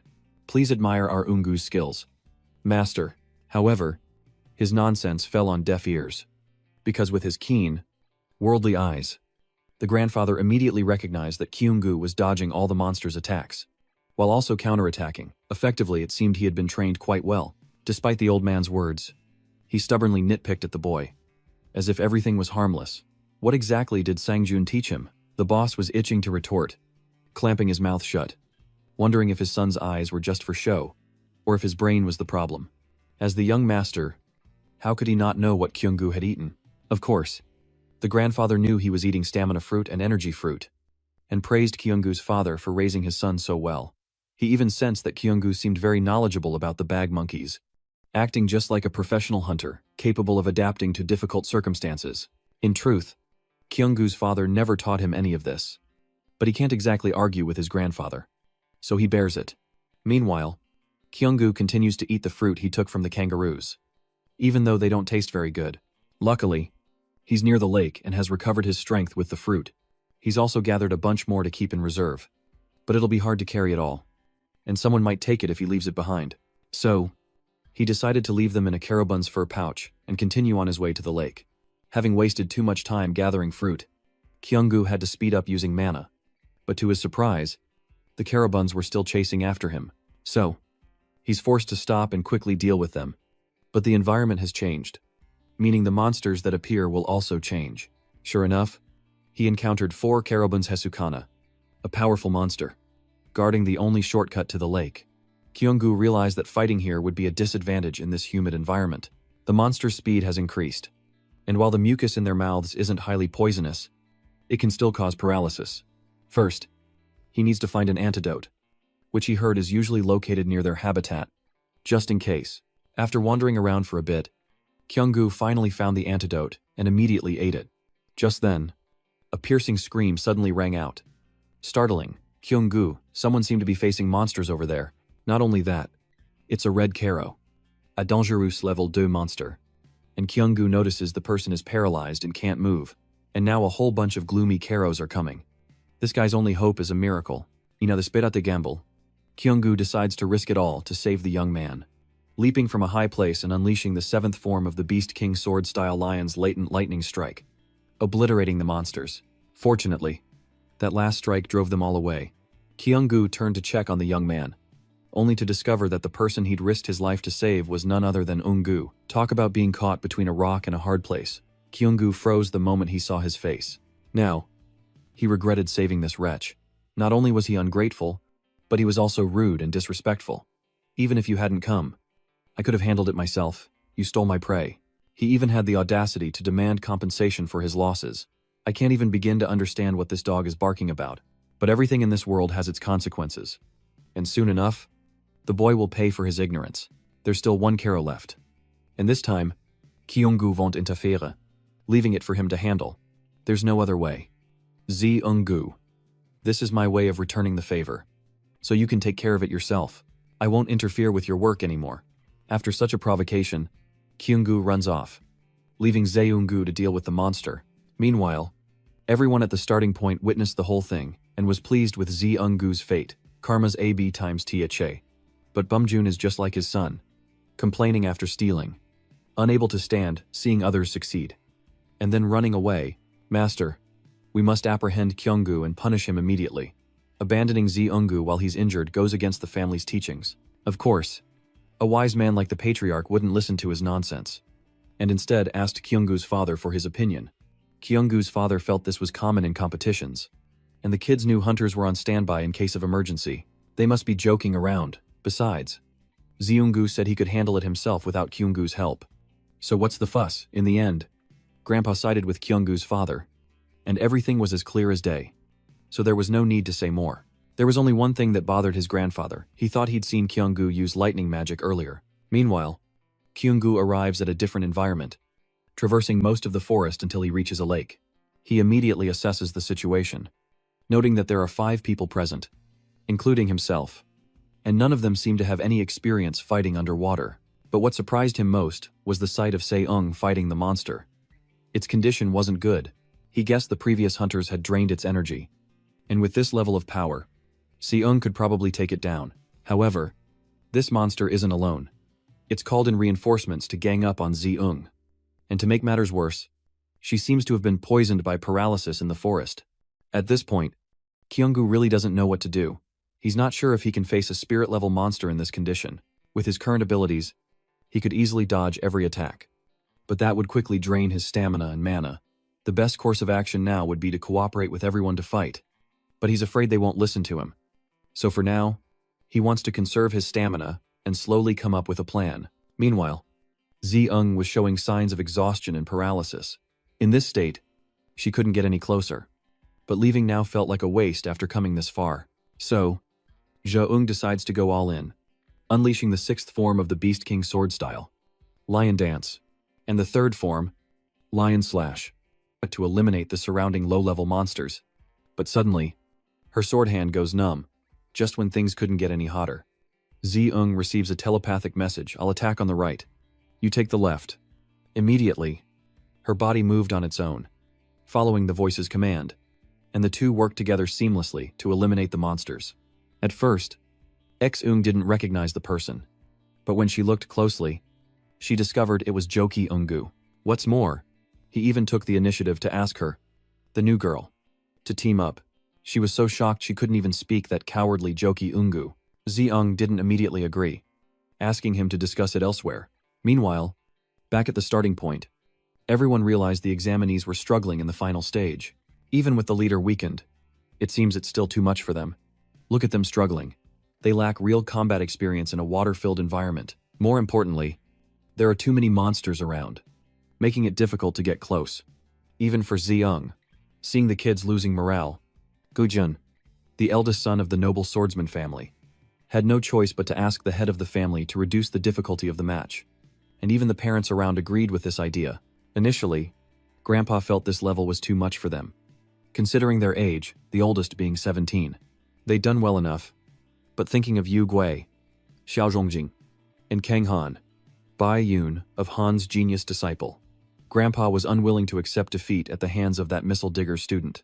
However, in the end, Grandpa agreed to lower the difficulty of the evaluation for the safety of the kids, though he still hoped Ki Won-gu and the others would find a way to defeat the monster. Meanwhile, Ki Won-gu's offer of cooperation was met with scornful rejection by the others. But Si Eon surprisingly agreed, stating he couldn't face the monsters alone, and Ki Won-gu had what they needed, luckily. Had fed Lostko a life fruit, making things easier to negotiate. Ki Won-gu then presented a pile of healing items, leaving the others wide-eyed. and made his intentions clear. He wasn't asking for free help. If you cooperate, I'll give you these. Don't you all want to be strengthened? Besides, if he wasn't the leader, who would be? Everyone but Ki Won-gu was nearly exhausted. They were too young to take on that monster. They must have been thinking that if they just had a little more strength, a little more mana, or weren't paralyzed, they could have done better. Oh, he knew all along about these petty thoughts of the young and inexperienced. So, Ki Won-gu didn't hesitate to give them healing items, so they could all work together and prove to the adults watching that they weren't an embarrassment. After that, everyone agreed to help Ki Won-gu and ate the vitality fruit to recover. But Won-gu's sorry self was still alive and kicking. Ki Won-gu just smirked at his pathetic face and handed him a vitality fruit. The guy snatched it up and devoured it like a starving animal. Completely shameless.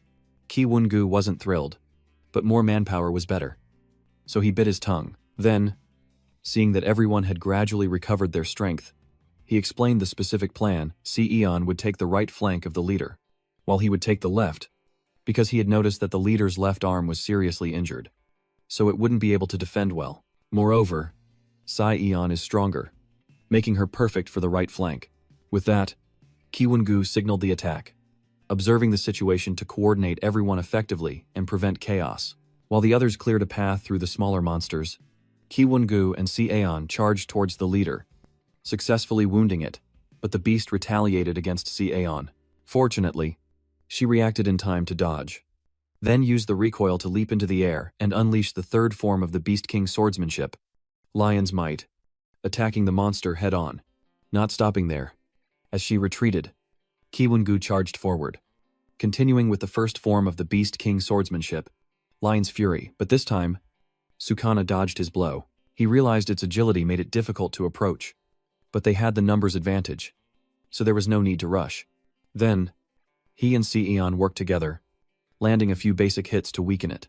However, their attacks were shallow due to the thick scales, while the Silvermane wounds bled profusely and healed slowly, leading Ki Won-gu to believe they could secure third place by simply stalling until time ran out. Beautiful as the rain may be, Ki Won-gu almost met his maker due to a moment of carelessness, thankfully. His ancestors' gym habits saved him. Now, the leader monster has completely lost it, deciding to take Ki Won-gu and Eon down with him in a final Desperate act. Of course, they weren't foolish enough to just stand there and take it. Meanwhile, back at the starting point, everyone was closely watching every little detail of the match, assessing the situation. Seeing his grandchildren work together so well fills the grandfather with joy, while Bumjun expresses his utter disgust, refusing to believe that Ki Won-gu can fight on Eon's level. But he's quickly slapped in the face by reality, because not only Eon, but also Ki Won-gu, have activated Azure Lightning and Death Contemplation, shocking the entire family. It was then the grandfather realized that more than one of the youngsters was capable of this. Perhaps Ki Won-gu had been hiding his skills too well. All this time, he'd thought the boy was just an ordinary rabbit, but it turns out he was a lion in rabbit's clothing. At that moment, the system announced that the gate area had been cleared, and the exit would appear around the gate's lock, meaning they had finally completed the evaluation challenge and were about to go home. In the game, achievements and recognition unlock titles, and Ki Won-gu has earned 2 Young Commander and Lion Cub. Meanwhile, the higher-ups watching the match have surely changed their minds about him, and even his grandfather has acknowledged him. This is the dream Ki Won-gu has long held to be noticed after so long, for someone who couldn't even catch a rabbit. The system then prompted Ki Won-gu to choose between the titles of Rabbit Monarch and Lion Cub. But he hesitated. A Cub title would increase the Beast King sword skill by 10%, but he'd lose the Rabbit Emperor title. Ki Won-gu's symbol, his luck stat is 25, and changing titles would drastically reduce his evasion, while raising his luck is too difficult. More importantly, Ki Won-gu's fighting style relies heavily on evasion, so he can't risk lowering his evasion rate. After careful consideration, he decides that nothing can compare to the title of Rabbit Prince. At that moment, Seaeun surprised Ki Won-gu by suddenly handing him the Golden Gate key. It turned out the key had fallen into Seaeun's possession the moment they defeated the boss monster, meaning the gate recognized him as the biggest contributor. But for Sia, without Ki Won-gu's sound advice, they wouldn't have cleared the gate at all. So she highly valued his role and contribution in the battle, and sincerely thanked him. Rather than refuse, Ki Won-gu accepts, and a hunter working for the family arrives to collect the key. It was then that Ki Won-gu remembered he had to hand over the key to the nearest hunter after the gate was cleared. The hunter then retrieved the key from Ki Won-gu. I confirm receipt of the gate key, and will report that Lady Sai-eon and young Master Ki Won-gu played key roles in clearing the gate area, but on the chance, he asks the hunter if they're allowed to collect items from the monster's corpse. Normally, these items would belong to the family, but in this case, he suggests Ki Won-gu ask the head of the family. Fortunately, his grandfather readily agreed to let him collect the items as a reward for winning the evaluation match. Ki Won-gu was overjoyed and wanted to invite Sion along, but she declined and gave her share to her brother. Without delay, he waded into the monster's corpse, hoping to find some loot. As expected, since it was a rank 3 monster, the quality of its magic stones was quite high. And that wasn't all. Ki Won-gu even stumbles upon a spirit stone with intermediate physical abilities, a rare find that allows the user to selectively enhance their stats, so this was a huge win for him, especially since it was a mid-grade stone. Ki Won-gu was truly grateful to Sion for generously giving him such a rare item without hesitation. Furthermore, he praised Ki Won-gu for mastering the Azure Lightning, making them blush with embarrassment. Afterward, everyone returned to their starting point, greeted by the grandfather's beaming smile. Sion and Ki Won-gu's outstanding performance has clearly elated him, as he showers them with praise and assigns a medical team to treat them. And for Ki Won-gu, being acknowledged and patted on the head by his grandfather feels nostalgic and wonderful, as it's been so long since he last received such praise. Better to be lucky than good. But while his grandfather was in a good mood, Ki Won-gu boldly asked to enter the Sacred Sword Clan's vault. His grandfather agreed to take him, but he wondered why everyone else was coming along. His father then arrived, praising the fight as top-notch. Truly his son. But the family was concerned about how he knew what the fruit did, and worried he might accidentally eat a poisonous one later. Well, this calls for a pinch on the cheek. Soon after, Grandpa led everyone to the vault. Just before entering, he reminded everyone that most of the treasures kept in the main house were linked to the history of the Holy Swordsman family and represented the entire clan, making it a place of utmost importance throughout history. Only a select few besides the head of the family were allowed to enter the vault, and now Siyun and Ki Won-gu would be 2 of them. They stepped inside, immediately overwhelmed by the sight. Though not filled with treasures, the sheer size of the room was staggering. Furthermore, his grandfather generously allowed Siyun and Ki Won-gu to take any treasure they desired, reminding them to choose items suitable for their current level. After examining the valuable artifacts, Ki Won-gu still hadn't found anything he truly wanted. Just then, Siyun discovered another room and invited him to take a look. There, they found the Beast King sword, symbol of the Sword Saint family's patriarch, surrounded by countless other renowned blades. Among them, Ki Won-gu stumbled upon the Water Spirit Sword, the perfect weapon for Siyun in the game. He'd heard rumors that you'd recognize the weapon best suited for you, so he wondered if he'd feel a connection to this sword. As expected, the moment he picked up the sword and feigned interest, Siyun's face fell, looking as if she regretted losing something. Although this sword was top tier, he couldn't possibly steal his sister's weapon. Actually, I think this sword suits you better. Hearing this, Siyun happily took the sword from Ki Won-gu, saying that she really liked it. If his sister is happy, so is he. And he can also take this opportunity to ask her for help and protection in the future when he enters the academy. She offered to help him find another sword to replace the Water Spirit Sword, but he had already chosen the sword that was right for him. The instant Ki Won-gu touched the sword, he felt as if the world had narrowed to just him, and it was an unbelievably surreal feeling. And he could even hear the sword calling his name.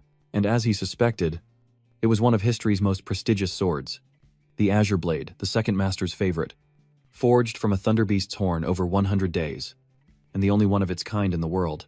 Just equipping this sword is like leveling up to Beast King swordsmanship.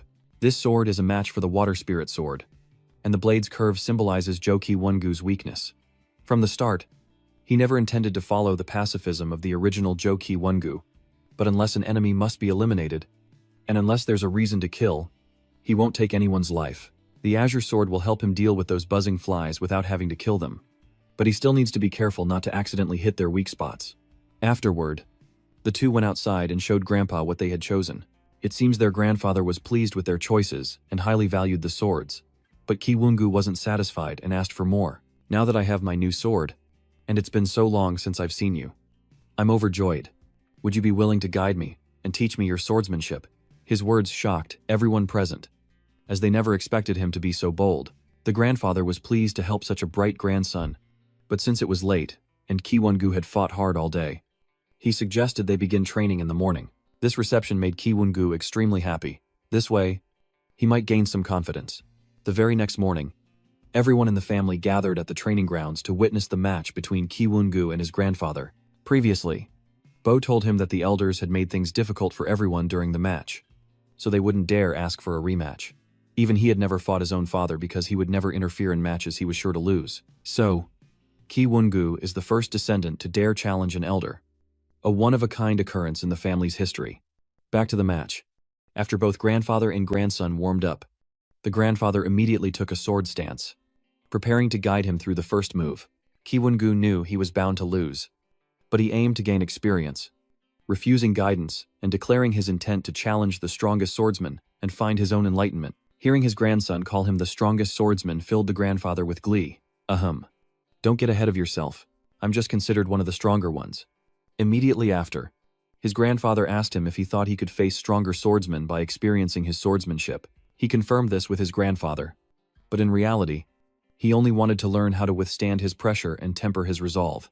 And it seems his grandfather liked Ki Won-gu's impressive insight, so he immediately went for it. Of course, he wouldn't show his full ability in a match. Even so, he could still feel his grandfather's terrifying power. So much so that the system kept flashing red, warning him that he was facing severe pressure, and all stats had dropped by 80%. The sparring match begins, but his grandson is careless, prompting a stern reminder in a real fight. You'd be dead. Look me in the eyes, I know you're afraid. But you can't give up unless you face this head-on. However, Kyung-gu's cowardly instincts surged, and his grandfather immediately unleashed an attack, sending him flying into a wall, lying defeated on the ground. He couldn't accept this humiliating loss, especially with the scornful eyes of onlookers burning into him, as if telling him to surrender and accept his cowardly nature, to abandon his pipe dreams. Meanwhile, his grandfather pondered the previous move, because he had intended to push Kyung-gu into the wall, but somehow, he deflected his sword and dodged in that direction to avoid the attack, then shouted to absorb the shock. His grandfather figured this was how he was countering his move, but still, he was just a 1-2-year-old kid. To be able to react to swordsmanship like that was already impressive. Next, Grandpa approached to check on him, inviting and enticing him to continue the fight. I bet you still have some strength left. Want to go again? Kid, because you dodged my attack. I'm sure you won't get hurt again, or if you do, it'll just be a scratch from rolling around. However, Kyung-gu knew the next match wouldn't be any easier, and he wasn't confident he could dodge again. Without instinct, it would be impossible, but he hadn't gained enough courage yet. So he didn't know what to do, quit or continue. Just then, the system suddenly announced that Kyung-gu had acquired a new skill, Courage Level On. With things looking up, he declined to fight his grandfather. After that, his grandfather didn't give him any trouble either. Besides, thanks to the little troublemaker Kyung-gu, everyone would have to challenge his grandfather, starting with his own father. But Kyung-gu noticed that his father had been acting strangely ever since his grandfather said something during the match. When he asked, his father just said it was grown-up stuff he didn't need to worry about. Then came Grandpa's great slaughter, where family ties meant nothing in the arena, and he mercilessly beat down the family's little troublemakers, right down to Sungu, who was so terrified he nearly wet himself. But Grandpa showed no mercy and utterly crushed him. It's safe to say that this year's family gathering was the happiest for Kyung-gu's family, finally ending their turbulent visit and returning to their beloved home. But Kyung-gu's father is now deeply troubled by what his grandfather said back at the main house. Mai believes she can protect A with her current abilities, and it seems her son has decided to overcome his weakness to become the strongest. But Mai doesn't want to fight her siblings, only to be beaten by them. To protect him, Mai must accept the risks. Kyung-gu is determined to change himself and rise higher to protect his wife and children. After the gathering at the main house, Sia-eon and Kyung-gu stayed in touch by texting each other, their relationship seemingly growing closer after their collaboration in the gate. Just then, Hanoan arrived at class. At first, seeing him texting, she assumed it was Sungu, but he said it was his cousin. Hearing it was a girl, she asked if she was pretty. Of course she asked, because most of the female characters in the game are beautiful, outstanding, and have amazing figures. But it seems like she's not happy about this, and she's sulking with Kyung-gu. Why would you need a friend like me? Just worry about you and your pretty cousin. Kyung-gu is confused, guessing she's jealous because he complimented another girl. Ben then tells Hanoan that she's beautiful too, especially her ears. But before he could finish, Hanoan flew into a rage, hitting him repeatedly for making her feel embarrassed. At this point, Kyunggu didn't know what to say to please. Her girls really are the most incomprehensible creatures. So, to cheer Hanoan up, Kyunggu gave her a gift, the sword he brought from home, remembering her desire to learn swordsmanship. A man in pain, yet still gallant, kind, economical, and refined. Our Kyunggu is truly the epitome of perfection, a woman's dream, a perfect 10.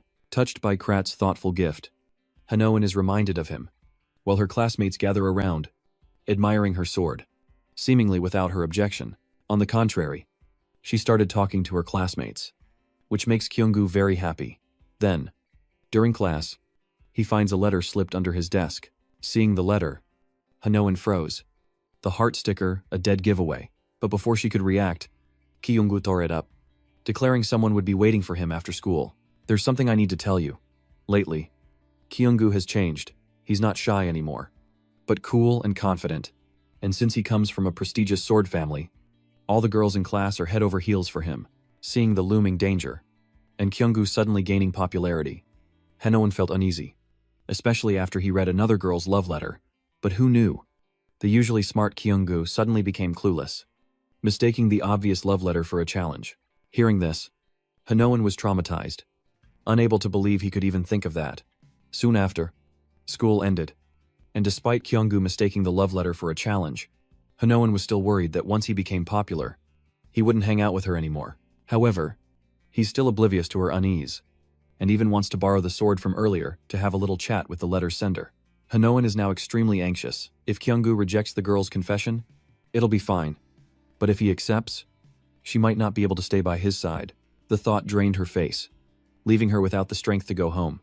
But then, deep in her calculations, considered another possibility. What if the letter really was a challenge? And if they brought back up for a gang fight, wouldn't her beloved Krat be in danger? After much deliberation, she decides to return to school to rescue Kyunggu. Meanwhile, Kyunggu waited for the letter's author to appear and challenge him. But after a long while, he used his new skill, Warning Net, to scan the area. Sure enough, he spotted 3 figures hiding behind the ventilation shaft, likely the ones who wrote the letter, and Hanoan lurking behind a door. But he'd deal with her later.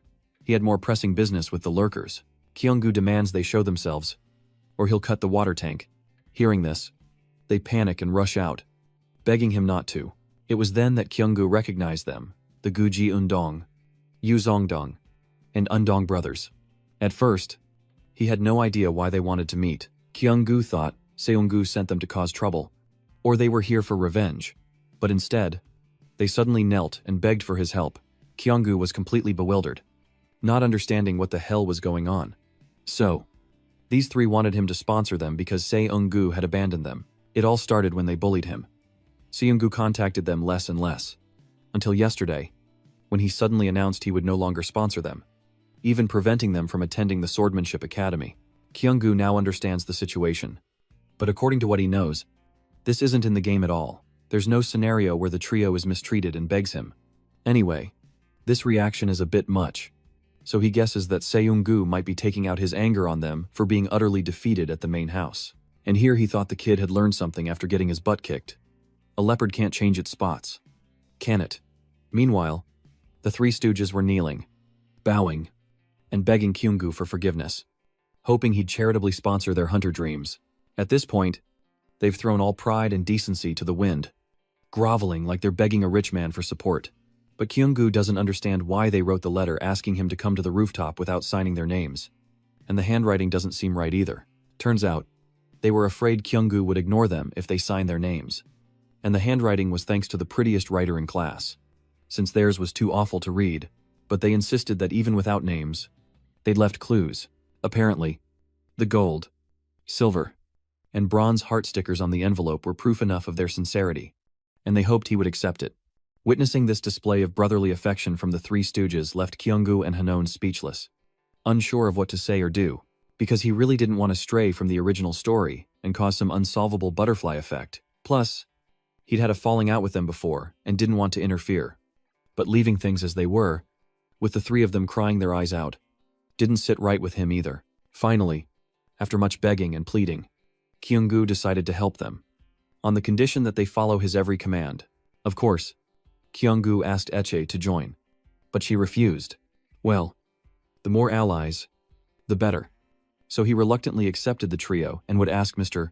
Bo at home to arrange some slots for them at the academy. At the same time, he warned them that if this was Sunggu's plot to spy on him, he wouldn't hold back against traitors. After a long series of promises and heart gestures, the trio finally left. At this point, Kyunggu asked Hanoan to come out from behind the door, curious as to why she hadn't gone home and was here instead. Caught eavesdropping, she awkwardly explained that she was just preparing for the worst-case scenario, in case he encountered an enemy and she needed to help. Kyunggu could see right through Hanoan's clumsy lies, but he was still grateful for her concern. Afterwards, they headed home together, bringing an end to a long day at school. That evening, Mr. Bo told Kyunggu that the person he needed, Hong Zena, would arrive tomorrow. Under the clear blue sky, with sunlight gently bathing the familiar house, Hanoan cheerfully greeted Kyunggu's mother. The polite greeting charmed Kyunggu's mother, who chuckled at her cuteness and kindly asked if Hanoan was uncomfortable coming so early on the weekend. Kyunggu, equally delighted, greeted Hanoan with a bright smile, while Hanoan, a bit shy, thanked them for inviting her over. Hanoan happily runs ahead, eager to pet the pure white bunny, its long ears gently swaying, zaying hair excitement. Kyunggu thinks Hanoan won't be able to take her eyes off that cute butt today. Seeing Hanoan engrossed with the bunny, Kyunggu suggests she should be more curious about who they're about to meet. Hanoan turns, eyes wide with surprise. Kyunggu quietly reveals that their upcoming teacher is none other than the renowned mage, Hong Zena, piquing Hanoan's curiosity as she wonders if she's a celebrity. Kyunggu explains that Hong Zena is an extraordinary mage, known as the Five-Colored Witch, whose elemental magic is quite special. Captivating Hanoan's attention, Kyunggu elaborates on converting mana into natural elements, imbuing them with attributes to create magic, explaining that basic magic consists of 7 elements: light, darkness, water, fire, wind, earth, and lightning. Among them, light and darkness are special elements, while the other 5 are more common. As Kyunggu speaks, 2 people react with opposing emotions. One person despaired, lamenting the wasted time spent learning to deal with other elements, while the other was elated, confidently stating that with talent, one could even learn other compatible attributes. However, one can usually only master a single compatible element in their lifetime. Then, Kyunggu mentions the witch, Hongjena, who has mastered all 7 magical elements. According to him, Hongjena appears with a shining aura, but she has not yet resolved the conflict between light and darkness. Hence, she is called the Five-Colored Witch. Kyunggu happily emphasizes that Hongjena is the only one who can master all 5 common elements. Hearing this, Hanoan couldn't hide her surprise and asked if that was really possible, admitting that Hongjena must be an incredibly amazing person. But then, Hanoan hesitated, her rabbit ears drooping, wondering if someone like Hongjena would accept her. Kyunggu smiled, reassuring her that Hongjena would surely recognize her talent. Suddenly, a voice echoed through the room, and Hongjena appeared in a gust of wind, asking gently, "Why have you summoned me, child?" With arms crossed, she advises Kyunggu with a hint of disdain, emphasizing that a new swordmaster should focus on swordsmanship, not dabble in magic, as it reeks of greed. Her beautiful eyes widen as she sternly declares that swordsmanship alone makes magic pale in comparison. Looking at the 2 nervous children before her, she asks Kyunggu if he thinks it's a childish joke to want his friend to study with her, to which Hanoan politely bows and responds. Kyunggu felt awkward, realizing Hong Jin-ah had reason to criticize the untalented, but he resented being judged during his break. Hong Jin-ah stated frankly that she came at the Sword God Society's request, but if the 2 children didn't measure up, she'd leave immediately. Kyunggu secretly hopes that even though she's being sarcastic, Hong Jin-ah will change her tune if she recognizes Zeon Hanoan's talent, and excitedly asks her to confirm it now. Hong Jin-ah laughs, agreeing that it will be done, thinking to herself that she'd heard Hanoan was shy, but didn't realize she wanted to learn magic to compensate for her lack of swordsmanship. She reaches for the black hat, confidently explaining the basic qualities she assesses in Kyunggu and Hanoan, including the amount of mana in their bodies, mana resistance, application skills, and control, all essential for mana manipulation. She proudly puts on the witch's hat, claiming everything will be done using her artifact, the beast magic hat. Kyunggu and Hanoan quickly realize she's showing off her abilities. Even if the name is a bit lacking, she sniffs the hat, reaches inside, and as the 2 children watch with curiosity, She explains that using this artifact is simple. Once a hand is placed inside the activated hat, it will analyze the magic energy from the hand and create a creature suited to that person's magical power. She gently stirs her hand, and the inside of the hat glows with an eerie light. Even if the kids don't know how to control mana, the hat will automatically draw it from their bodies. She conjures a glowing orb, explaining that as they place their hands inside, the light will coalesce and create a creature best suited to their magical power. Hong Xiana held out her hand, letting the orb of light float upward, leaving a trail of shimmering light, and whispered, "Watch closely." The powerful orb soared upwards, exploding like brilliant fireworks as the children watched the light in awe and wonder. As she raised her hand, an eagle made of light gently perched upon it. She explained that this creature represented her magical power, and the amount of mana in her body could be inferred from the size of the manifested being. Hong Xiana released the mystical creature, explaining to the excited children that the higher the embodiment ratio, the better they could grasp mana concentration, application skills, and efficiency. Finally, she split the hat and encouraged them to give it a try. "All right, white hair, you go first." Hanoan timidly pointed to herself, while Kyungu watched her intently, secretly glad he'd decided to let Hanoan go first. Seeing Hanoan shyly put her hands into the hat, Kyungu thought to himself that even though he couldn't see it clearly, it seemed like she had quite a bit of mana in her body. Hanoan held up a pure white orb before her, making Kyungu wonder just how much mana a 1-2-year-old could possess. And if she was trying to summon a rabbit like him, suddenly, Hanoan's clear eyes widened, and the glowing orb shot forward, creating a gentle breeze that stirred her silky white hair, rising high before the three of them, as Hong Jena shielded her eyes from the blinding light. As a colossal being materialized, casting a vast shadow over them, someone exclaimed in disbelief. Kyungu's mind raced with questions, his face paling as the giant creature roared, unleashing a powerful shockwave. He couldn't help but think about his expectations for Hanoan's magical power. He thought a larger creature should have appeared, but now it was a proboscis. Instinctively, he quickly hid Hanoan behind him and begged Hong Jena to get rid of it. Hong Jena reluctantly admits she can't, as mana creatures summoned by artifacts can only be dispelled by their summoner. The creature rampages, throwing things around, and Hong Jena assures everyone that they have no other choice. She explains that if Hanoan can't control the mana, they'll have to wait for it to dissipate, or Hanoan will have to disrupt the creature's consciousness or knock it unconscious until the mana fades. An idea sparked in Kyungu's mind, consciousness dispersal, and he softly called out to Hanoan, who, terrified, instinctively responded with a yes.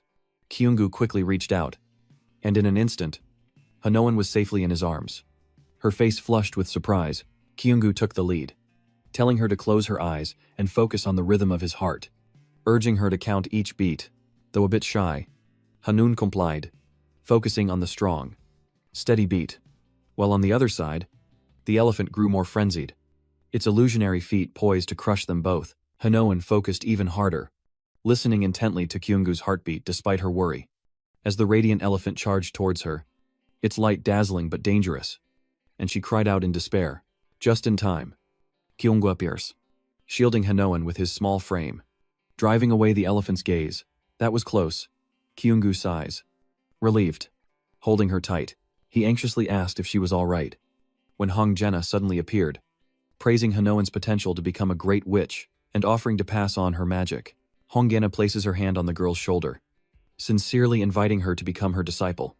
And at dinner, Kyungu's father happily asks if Hanoan's magic test revealed her magic to be an elephant. Kyungu excitedly agreed, and Yeyun chimed in that it was a black elephant. Kyungu hadn't missed a single detail of Hanoan's master's words, that the elephant's size represented her enormous mana, and the black color meant it was a dark element. Kyungu's father, ever astute, realized this was a power difficult to master, one that even the five-colored witch sought to claim. Kyungu wondered if Hanoan's future was bright, and as he hoped, the answer was yes. Suddenly, the boy stopped, tugged at his father, and with a slightly flushed face, slyly asked if their family could sponsor her. His father suppressed a laugh, sarcastically pointing out that this was his true intention, before seriously assessing the situation. That is, if Hanoan becomes a disciple, she can receive foundational support from him. But the question remains how much the five-colored witch will support her. Indeed, Kyungu knows that she is now in a different position. Once the artisan accepts a disciple, they'll fully support her, and the Kyungu family only needs to help with her studies. Kyungu answered, but his heart was heavy with thoughts. Knowing he worried Hongjena wouldn't want to be involved with his family, but deep down, he was happy she'd found the right environment. By ensuring she has the resources and opportunities to prevent her from becoming a dark witch, he wonders if she'll be okay now. But Kyunggu is a good guy. And he tells himself he still has to work hard to make Han Yul a mid-level boss. As he ate, his father asked if he was planning to learn magic, and Kyunggu casually replied that he would, as it would support his swordsmanship. No sooner had he spoken than his mother and sister's eyes sparkled, eager to know what his creature was like, and he recalls the moment Hongjena curiously asked what creature would emerge from him. The child of the Divine Sword Clan. Kyunggu focused his energy into his hands, and unexpectedly, a cute, pure white lion appeared. He answered everyone honestly, albeit reluctantly, and his whole family rejoiced. He was showered with praise from his parents and little sister, being called a great mage and a talented son. But our main character could only force a smile. He honestly thought he was happy to be compatible with magical elements. But after Hongjena and Hanyeon's comments and uproarious laughter, he learned that he didn't have much mana in his body. But luckily, it was balanced enough for him to fuse and support his swordsmanship. Hongjena laughed to tears, secretly finding him interesting, and finally said that since she had already accepted Hanyeon as a disciple, she would accept him as well. Thinking it would be helpful for her research, Kyunggu couldn't laugh because the rabbit-headed spirit beast reminded him of his weak past. Kyunggu clenches his fist, determined to seize this chance to master magic. And so, they dove into learning magic from the five-colored witch. And 12 years passed. Then one day, his father happily announced that, though the results weren't final, they'd declared him the next head of Regulus. The whole family celebrated. While Men was shocked that his father had risen to power, he's shocked as his father doing this for him. His father never had any ambition to compete with his older brother. As his family stepped back to manage, seeing his affectionate parents, he realized his father had truly become the second head. He worriedly asked if his father wasn't afraid of competing with his brothers, but his father cheerfully said that even if he caused trouble, there was nothing to worry about. Kyunggu was speechless, seeing his family planning a party, still bothered that his father thought he was causing trouble. But he smiled happily in the end. He didn't know what his father wanted to do, but if his father liked it, he would sincerely support him, and so he did, happily congratulating his father. Time passed. Seasons changed, and they continued their lives, some studying, others diligently training. Little by little, everything changed, and the five-colored witch, Xena, finally mastered 7 types of magic. One day during practice, Han Yuan asked Kyunggu why he was trying so hard. Kyunggu stopped his wooden sword, honestly answering that he wanted to be stronger, but Han Yuan wondered if he wasn't strong enough already. Han Yuan seriously said that a reliable senior had called him one of the strongest of those under 16. The little girl from years ago had become a beautiful young woman. Kyunggu was no different. The once weak boy was now hardened, his features sharper, and as he wiped away sweat, he declared his desire for more strength. More than anyone, he knew from his past life that his efforts were not enough, and so he had strived for the last 4 years. Because according to his memories, the game's story will begin in 1 year, and with his current strength, Kyunggu can handle the events in the city, but he knows that dying again would be the end, which is why he must become stronger. Stronger still, he's not satisfied with his current state. Han Yun is perplexed, wondering how strong he intends to become, and Kyunggu jokingly says he wants the power to stop the world's destruction. Han Yun is annoyed, thinking he's joking, but Kyunggu is serious. He wipes his brow, thinking about the strongest people he knows. He wants to become stronger than his grandfather, and Han Yun wonders if he's talking about the head of the Sword Clan, known as the Beast King. With both admiration and ambition, Kyunggu declares he wants to surpass his grandfather. Han Yun admits his goal is admirable, aiming to be stronger than beings beyond this world. He knew it was difficult, but he was determined to speak, saying goals should be set high, and there's no rule saying it's impossible. Han Yun, whether before or after, even as she grows, their support for each other will always be there. And she blushed as she said she would always support him so he could become stronger than the Beast King. Kyunggu gazed at her, a long, thoughtful look, before finally smiling and asking her to promise to always be by his side, no matter what. He knew he couldn't save the world alone or prevent countless disasters with his current skills. He needs Habyeon and his teammates, other characters, and finally, Zeon Han Yun, once an antagonist, now, he affirms, his most trusted ally. As he ponders this, Han Yun cheerfully calls out to him, pointing into the distance. Kyunggu's eyes lit up as he gazed at the bustling city ahead. thinking that he and Han Yun had finally arrived at the academy. While Han Yun marveled at the sight of such an artificial island, a sight Kyungu admitted he was seeing for the first time as well. He smiled, thinking about his 5 years of hard training, the stamina, the agility. His muscles had improved significantly, and while his magic hadn't increased much, it had improved. Kyungu also noticed the growth had slowed after surpassing those stats. But he was sure it would increase again with further training at the academy and progression through the story. The City Academy was an educational institution created to train and nurture outstanding hunters. Kang Han-byun is excited by the school scenery. And that's exactly what Kyungu wanted to see scenes from the game. He feels like a fan who successfully met their idol. Secretly thrilled. Though a bit sad he won't see Kang Han-byun at the test since he's exempt. But he hopes to see him soon. As witnessing this scene is like a fan's dream come true. And then, he blushed, glancing at her beside him as Han-byun murmured about the beautiful scenery and deep blue water. Kyungu remembered Han-byun saying she wanted to test her skills, which is why he was so excited. She always held a special place in his heart. This was a story from long ago, when a naive Han-byun curiously asked if the academy had a view of the sea, and he asked why she wanted to know. Han-byun honestly said that she had never seen the sea before and really wanted to see it. She had once seen a beautiful picture of the sea, which is why she wanted to take a train and see the sea from it. He had secretly remembered that, and now happily asks if her dream has come true. Han-byun is both flustered and surprised that he still remembers Kyungu Smiles, promising he'll never forget her dream, as Han-byun blushes in silence, while in the background, some extras are vomiting and complaining about taking a train when they could have flown. Han-byun and Kyungu were speechless, never imagining their travel sickness would be this bad. Just a few more minutes until they reach the academy. The loudspeaker drones on, wishing the candidates good luck, as Han-byun and Kyungu gape at the magnificent scene before them. But in the distance, unsteady footsteps approach. They look terrible, like they're about to meet their maker. The three young men collapsed at the gates of paradise, groaning in relief to finally be on solid ground. Han-byun noticed this from nearby, as the guide offered a spell to ease their motion sickness, showing concern for these masculine men. But Huyen-gu knew it was just pride, and provoked them further, saying that if they wanted to become hunters, they had to overcome motion sickness, causing the three young men to seethe with anger inside, while Han-byun and Huyen-gu paid no attention, focusing only on the flyer. The sky was clear that day, and Han-byun and Huyen-gu looked around for the Hoangha Academy. But it was so big they couldn't find it. They were lost.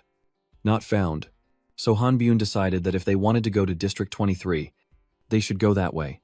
But as they searched for directions, something suddenly caught their attention, causing both Huyen-gu and Han-byun to turn around. It was a cute girl asking if they were headed to the Hoangha Academy. It seems Huyen-gu isn't an introvert after all, especially when faced with someone so lovely, as he readily shares his desire to enter the Hoangha Academy, and asks if Yoonbi is also taking the exam, secretly thinking that meeting her here is a perfect 10.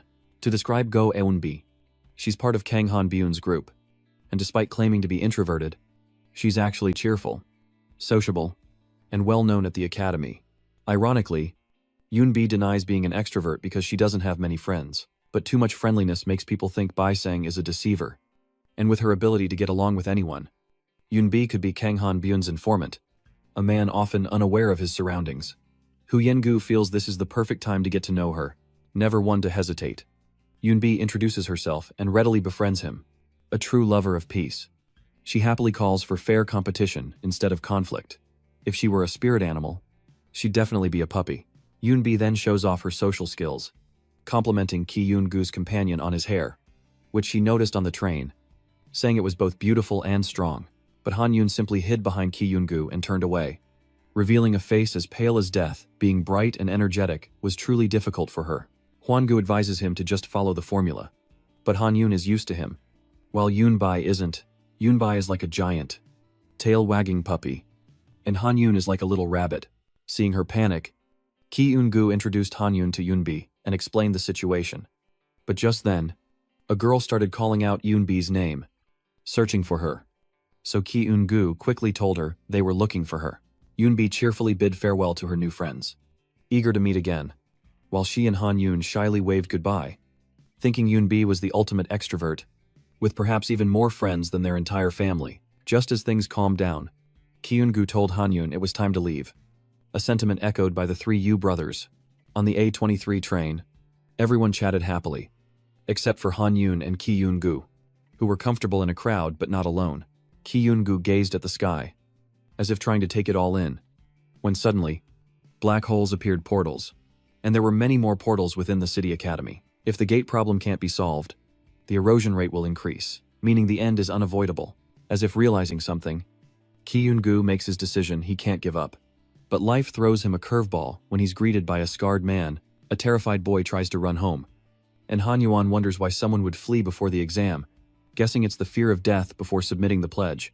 Reading the agreement again, Han Yuan noticed the academy wasn't responsible for any incidents, but Ki-yoon-gu, ever the optimist, encouraged her to believe in herself. But Ki-yoon-gu notices something else. Isn't that Se-yoon-gu over there? Seeing this, Ki-yoon-gu is hopeful that Se-yoon-gu will participate in the exam since they're the same age, but they'll likely be on different teams. So we'll see. At that moment, everyone received their notification slips, and the broadcast announced for everyone to take their positions. Han Yuan is shocked to see that the exam pass is shaped like a badge, even though they said they'd issue positions in a week. But Ki-yoon-gu thinks otherwise. And so, the path to becoming a hero opens, and Han Yuan knows he can't be late for this renowned annual aptitude test. The host then begins the opening remarks, officially starting the exam. He laid out the basics of the exam, highlighting key points, the types of questions, and their color-coded categories. The host also emphasizes the importance of the survival index and the use of the survival card, which is used to measure one's survival index in case of emergencies. The host also thoroughly explained how to use the survival card, and after finishing, his expression changed. The Yu brothers, along with Hang Yoon and Sung Woo, watch anxiously, hoping for the best, as the Yu brothers gather to recruit team members, but Ki Woo refused outright, preferring to work alone rather than find teammates, much to the dismay of the Yu brothers, who were fervently trying to form a team. As everyone frantically searches for companions, chaos ensues. But the introverted Ki Woo finds it all pointless, seeing teamwork as nothing more than carrying extra baggage. Ki Woo explained that forming a group stemmed from a lack of confidence and the inability to maintain their title, infuriating the Yu brothers, who had no rebuttal. Ki Woo added that they would have too much to handle in a week, so they should focus on themselves. Ki Woo believed they could solve their problems without him, which didn't sit well with the Yu brothers, who were barely holding it together. Unable to persuade them, the Yu brothers angrily demanded a fight, but he refused to be drawn in. Seeing the Yu brothers were finished, Ki Woo told Han Yuan to head to the hotel, saying they'd meet again tomorrow. But Han Yuan wondered if Ki Woo shouldn't separate himself. But since their rooms were close, they could explore together. But life is a harsh reality, and Han Yuan suddenly ran out of energy. Han Yuan and Ki Woo stare around in shock, realizing a computer error has placed them in the same room. The receptionist bows deeply, offering a sincere apology. The receptionist explained that a sudden surge in participants caused the rooming error and offered a refund to keep them there. But Han Yuan was still in shock. Though she says she's fine, she's anything but. Reluctantly accepting the situation, she's far from okay. Entering the room, she notes how spacious and clean it is. Ki Woo was grateful the room had 2 beds, but Han Yuan was already a mess. She prayed and tried to calm herself, while Ki Woo could only watch and offer what comfort he could. He sighs, a mix of helplessness and affection, and chuckles to himself. Ki Woo doesn't push Han Yuan, and resigns himself to sleeping elsewhere. But the truth is, she doesn't hate him, making Ki Woo a little shy, and the atmosphere becomes more romantic than ever.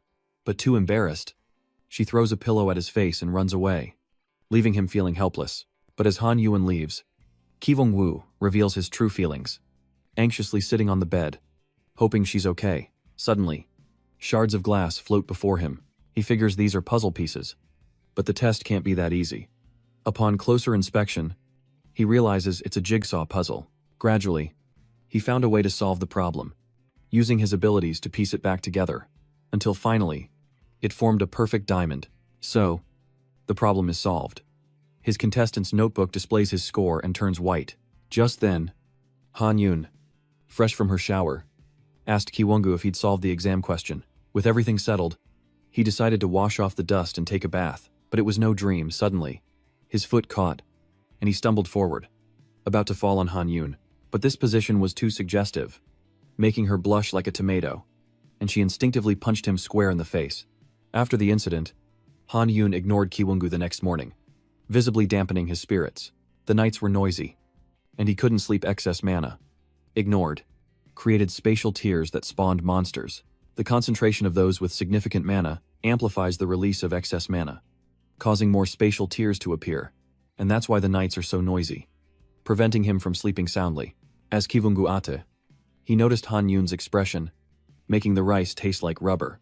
Seeing the situation, Kiwungu suggested they work separately, causing Han Yun to spring up in shock. Despite his reluctance, Kiwungu explained the benefits of working separately, but this only made Han Yun feel more dejected.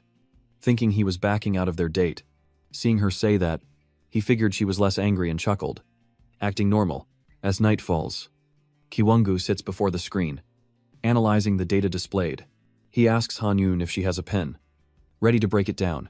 This is a type of test that requires the solver to use various tools. Once he deciphers it, he realizes it's a code. Having cracked the code to reveal the location, Han Yun and Kiwungu decide to split up for efficiency, quickly finding the place indicated by the keyword. Recalling the hint, it seemed complex, but not for Kiwungu. A fan of Braveheart, a notice appeared, welcoming him to the Hall of Fame, which he guessed was the first place to go. Looking around, he deduces that the clues, mentioning diamonds, must refer to the founder of this place. When suddenly, Kiwungu notices something and stops dead in his tracks. The founder's colossal statue looms before him, and following the subtle clues, Kiwungu discovers a diamond shape nearby, revealing a mana artifact. And just like that, he passed the test. Now that Kiwungu has deciphered 2 tests, he eagerly anticipates the next ones. And so, Kiwungu surfed through the trials like a wave, solving them as fast as he could breathe, a surprising ease that excited both him and Han Yul. But as more people appeared, Han Yul's expression changed as he sensed more spirit orbs appearing.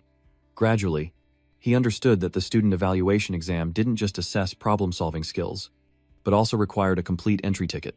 The relentless pursuit made it clear a complete ticket could only be obtained by taking it from someone else, making self-preservation the top priority. Receiving Kiwungu's signal, Han Yul quickly darts into a dead-end alley. Reaching the end of the line, they pause to catch their breath, but find no one around. One of the pursuers orders the group to search the area thoroughly, but Kiwungu, brimming with confidence, wondered who these guys were even looking for. Gripping his sword, his confidence soared, ready to show them who's boss. Seeing he was alone, they were confident their numbers would win. But life is full of surprises, and a purple magic appears. Han Yul, waiting above, ambushes them, and one by one, they cower in fear. Kiwungu, riding the momentum, threatens them, asking if they really think their numbers matter against such power. A power that leaves the others shaken and terrified. Without delay, Kiwungu unleashes his magic to eliminate the bait. When all is said and done, Kiwungu tells Han Yul to quickly retrieve the exam tokens. But they resist. But those who live by theft must be prepared to be exploited in turn. Kiwungu smiles, telling them to accept their punishment. And with that, the drawing tests were launched into the sky, only for Kiwungu to tear them all apart with his sword, leaving the onlookers bewildered as their tests vanished before their eyes. With the air of a victor, Kiwungu began teaching a lesson in morality to those who dared try to steal his drawing test. Han Yul shivers, realizing Kiwungu is truly a demon. With that, Kiwungu and Han Yul pass the test and head to the next location. After a full day's walk, this exam, funded by Capital, is held in a vast place with many different locations. Han Yul was worried they might get lost, but thankfully, the locations were clearly marked. After a while, they arrived at the retreat center, apparently their destination. Confidently entering, Kiwungu was surprised to see so many people gathered there. With her social anxiety kicking in, Han Yul instinctively hides behind Kiwungu, as unfriendly eyes glare at them both. Kiwungu stands protectively in front of Han Yul, hoping to boost her spirits with a little provocation. But no matter what, being stared at like this is unsettling. For the sake of the keeper ticket, she'll have to endure it, because all their keeper corpses have turned black, meaning they've solved 30 questions. Suddenly, the whispers shifted back to Han Yul, making her uneasy. The harsh words cut deep, amplifying her fear and making her long to escape. She pushed Kiwungu forward, feeling embarrassed, but he saw no shame in it. In fact, she might even become more famous.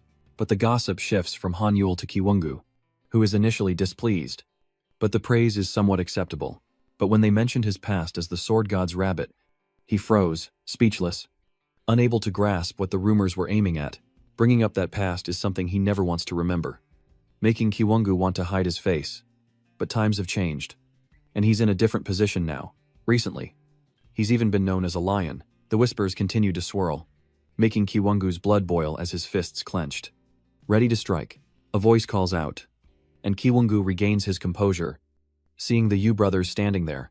And then there was Unbi, approaching the three Yu brothers. He exchanged pleasantries with her, so Kiwongu does remember her. She confirms that they're both quite popular, partly because Kiwongu's aura is so bright. And with two such people, Kiwongu is curious who the other one is. Unbi then friendly pointed to one side of the room, whispering what she'd overheard in the crowd, a person in black with tanned skin. He doesn't seem very friendly, but apparently he's from the upright Yang family. And according to Unbi, he's had his eye on Kiwongu for a while now, but Kiwongu had no idea who he was.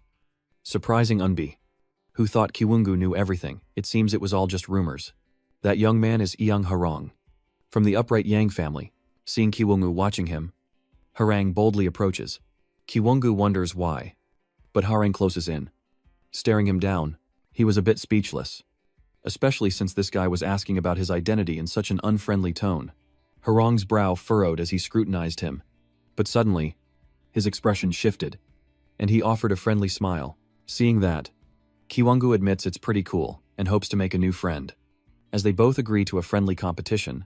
But thinking about their sparring, it felt like a chase, with Harang aiming for Kiwongu as a target for growth, constantly striving to reach him. Seeing this wasn't bad, Kiwongu accepted the boy before him, but the atmosphere is short-lived, as an announcement declares that anyone entering the exam room will be disqualified, and a group of students and supervisors enter with the most intimidating attitude. The proctor ordered the materials brought in, and a cart was wheeled inside, as each student association lifted their stone, feeling its weight in their hands, leaving Kiwongu curious about the stone before him. Seeing this, two students holding stones turned to look, their faces full of anger. They glared at the newcomers before them, causing one of them to burst out laughing. Seeing this, the supervisor turned away, shocking the student into stunned silence, before mercilessly eliminating him for his predictable tactics. The student council quickly arrives to find the young man foaming at the mouth on the floor, in a rather awkward position, leaving Kiwongu hesitant. But the person he was worried about had just sent him 3 messages. He guessed that on the other end, his sister was probably making strict evaluations, and perhaps many more would be eliminated next. The supervisor announced the engine's activation and ordered everyone to step back. And Kiwongu realized the cubes the seniors brought out were actually a machine.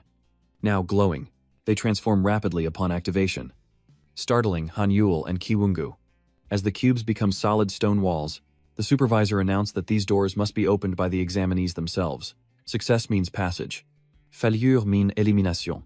Meanwhile, the student assistants prepared the cubes, and this test could be repeated multiple times. And now, the test begins. Meanwhile, every move of each participant is displayed on the screen, and the audience marvels at the sudden surge in successful attempts. Inside the testing room, everyone struggles to push open the doors, as elimination announcements echo relentlessly. The reality of the situation is disheartening, but the student data analysis offers a glimmer of hope that more will pass. Suddenly, a scream that could wake the dead echoed through the arena as Harang unleashed his power, obliterating everything in its path. Everyone is astonished by this immense power, truly the descendants of the Yang family. Harang passes the test, but one question remains. Why did he only open 4 gates with such power? But to open the 5th gate requires immense power, and opening 4 is already impressive. Yet, besides Harang, others from prestigious families have opened 5 gates. As expected, the children from prestigious families have great potential. Unbi seems happy to have passed and looks at everyone. These children truly have a lot of potential. But suddenly, the observer notices something as Han Yul steps forward, eager to test her own strength.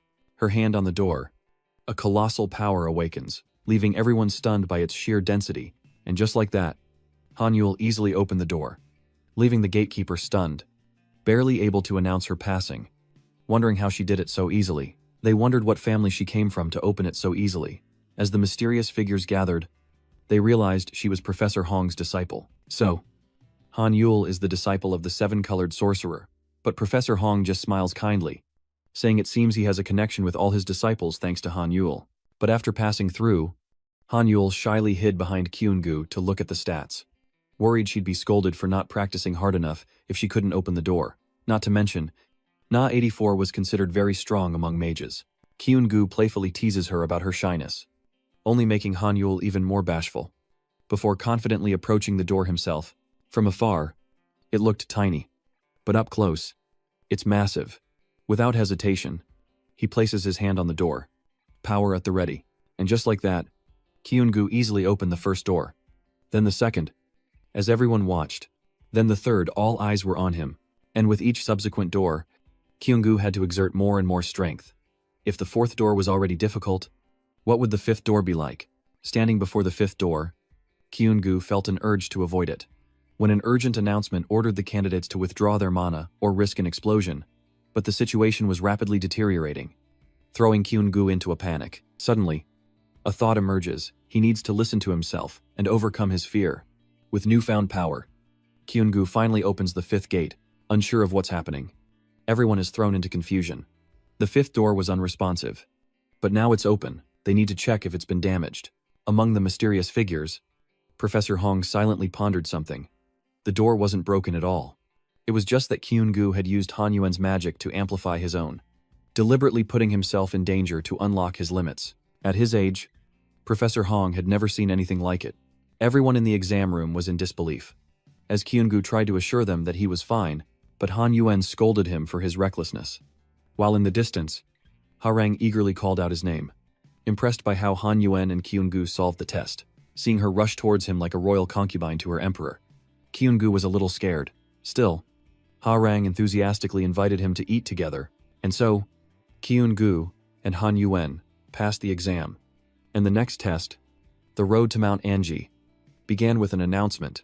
Everyone was focused on the goal, running as fast as they could, while the announcement continued to echo, ensuring the examinees understood the rules. Every contestant, including those from the great clans, gave it their all to complete the test perfectly, which was divided into levels with time limits measured in minutes. Now, let's hope the examinees complete this with joy. But before long, a scream erupts as a log hurtles towards them. Han Yuan feels like he's about to die. Startling Kyun-gu, who has been observing the test and deducing the fastest solution, looking at the waterfall ahead. It seems to hold the answer to this trial. Suddenly, Kyun-gu glances down and notices something. It's an iron sign with an arrow, like a trap. Seeing this, he understands the problem and smiles like Miss Nan. He's figured out how to pass this test. Time is running out, and everyone is worried with only 10 minutes left until the 4-hour mark. Meanwhile, the prestigious mages were already making smooth progress, impressing the proctors with their exceptional skills. Suddenly, a loud cry echoed through the mountains as someone fell into a trap. While Han Yun and Kyun-gu struggled just as much, they clung on, timing their moment perfectly. And Kyun-gu signaled to Han Yun that now was the time to strike. She unleashed her power, and with only 4 hours to spare, they finally made it through, collapsing on the ground, utterly spent, as if they'd already met their maker. Reflecting on the earlier test, he needed to sense danger to activate his evasion instinct, and some of the traps forced them to follow a set path, making the test take longer for Han Yun and Kyun-gu. And to make matters worse, Kyun-gu was sent flying into the air at one point, yet they still managed to pass with flying colors. With everything finally done, he returned to his favorite cafe. Appreciating its decor, he always felt comfortable and even a little happy here. Despite it being from his past life, suddenly, someone arrives to congratulate Han Yun and Kyun-gu on passing the test, asking Han Yun if he's prepared for the third round at Seun. Both are happy to see her, especially Kyun-gu. While Han Yun just stares blankly at the two of them, they all sit down to enjoy tea, and Seun gently asks how her younger siblings are doing, leading to a warm conversation. Kyun-gu is genuinely happy to respond to Seun and ask about her current situation, but Seun couldn't reveal any more information about the upcoming exam, as that would truly be cheating. So out of love, instead of giving them answers, Seun chose to give them advice, which they eagerly awaited. Seun analyzes data from past practical exams and the conditions within the tests, especially the 4th and 5th rounds for Kyun-gu and Han Yun, leading Han Yun to deduce that physical or magical attacks will be used against monsters, which is entirely possible. After receiving Seun's advice, both Kyun-gu and Han Yun felt much more confident, while Seun quietly sighed, hoping her younger siblings would pass the test. They talked until it was time to part ways, Seun carefully reminding Kyun-gu and Han Yun to be wary of hidden dangers. especially at night in the academy, which was unlike the outside world. Suddenly, a blood-red eye appears from the darkness, and a demon approaches the people, curiously seeking candidates for its doll. The next day, at Dimensional Association Hall 206, all examinees were ordered to gather as the proctor began to announce the details of the third and fourth tests. Kyungu realizes that from now on, they won't be returning to the dorms. But living beyond the gate, something must have happened. Rumor has it that those who commit serious crimes or betray the Hunter's Code are called villains. Some even replace their hearts with special crystal shards. A most inhumane act of magic. These beings have red eyes and seek mana from living creatures, having lost nearly all ideals, the most infamous of them being the deceitful witch, Lee Gayon. And now, she officially enters the game. If so, last night was the perfect time to snatch a student's body.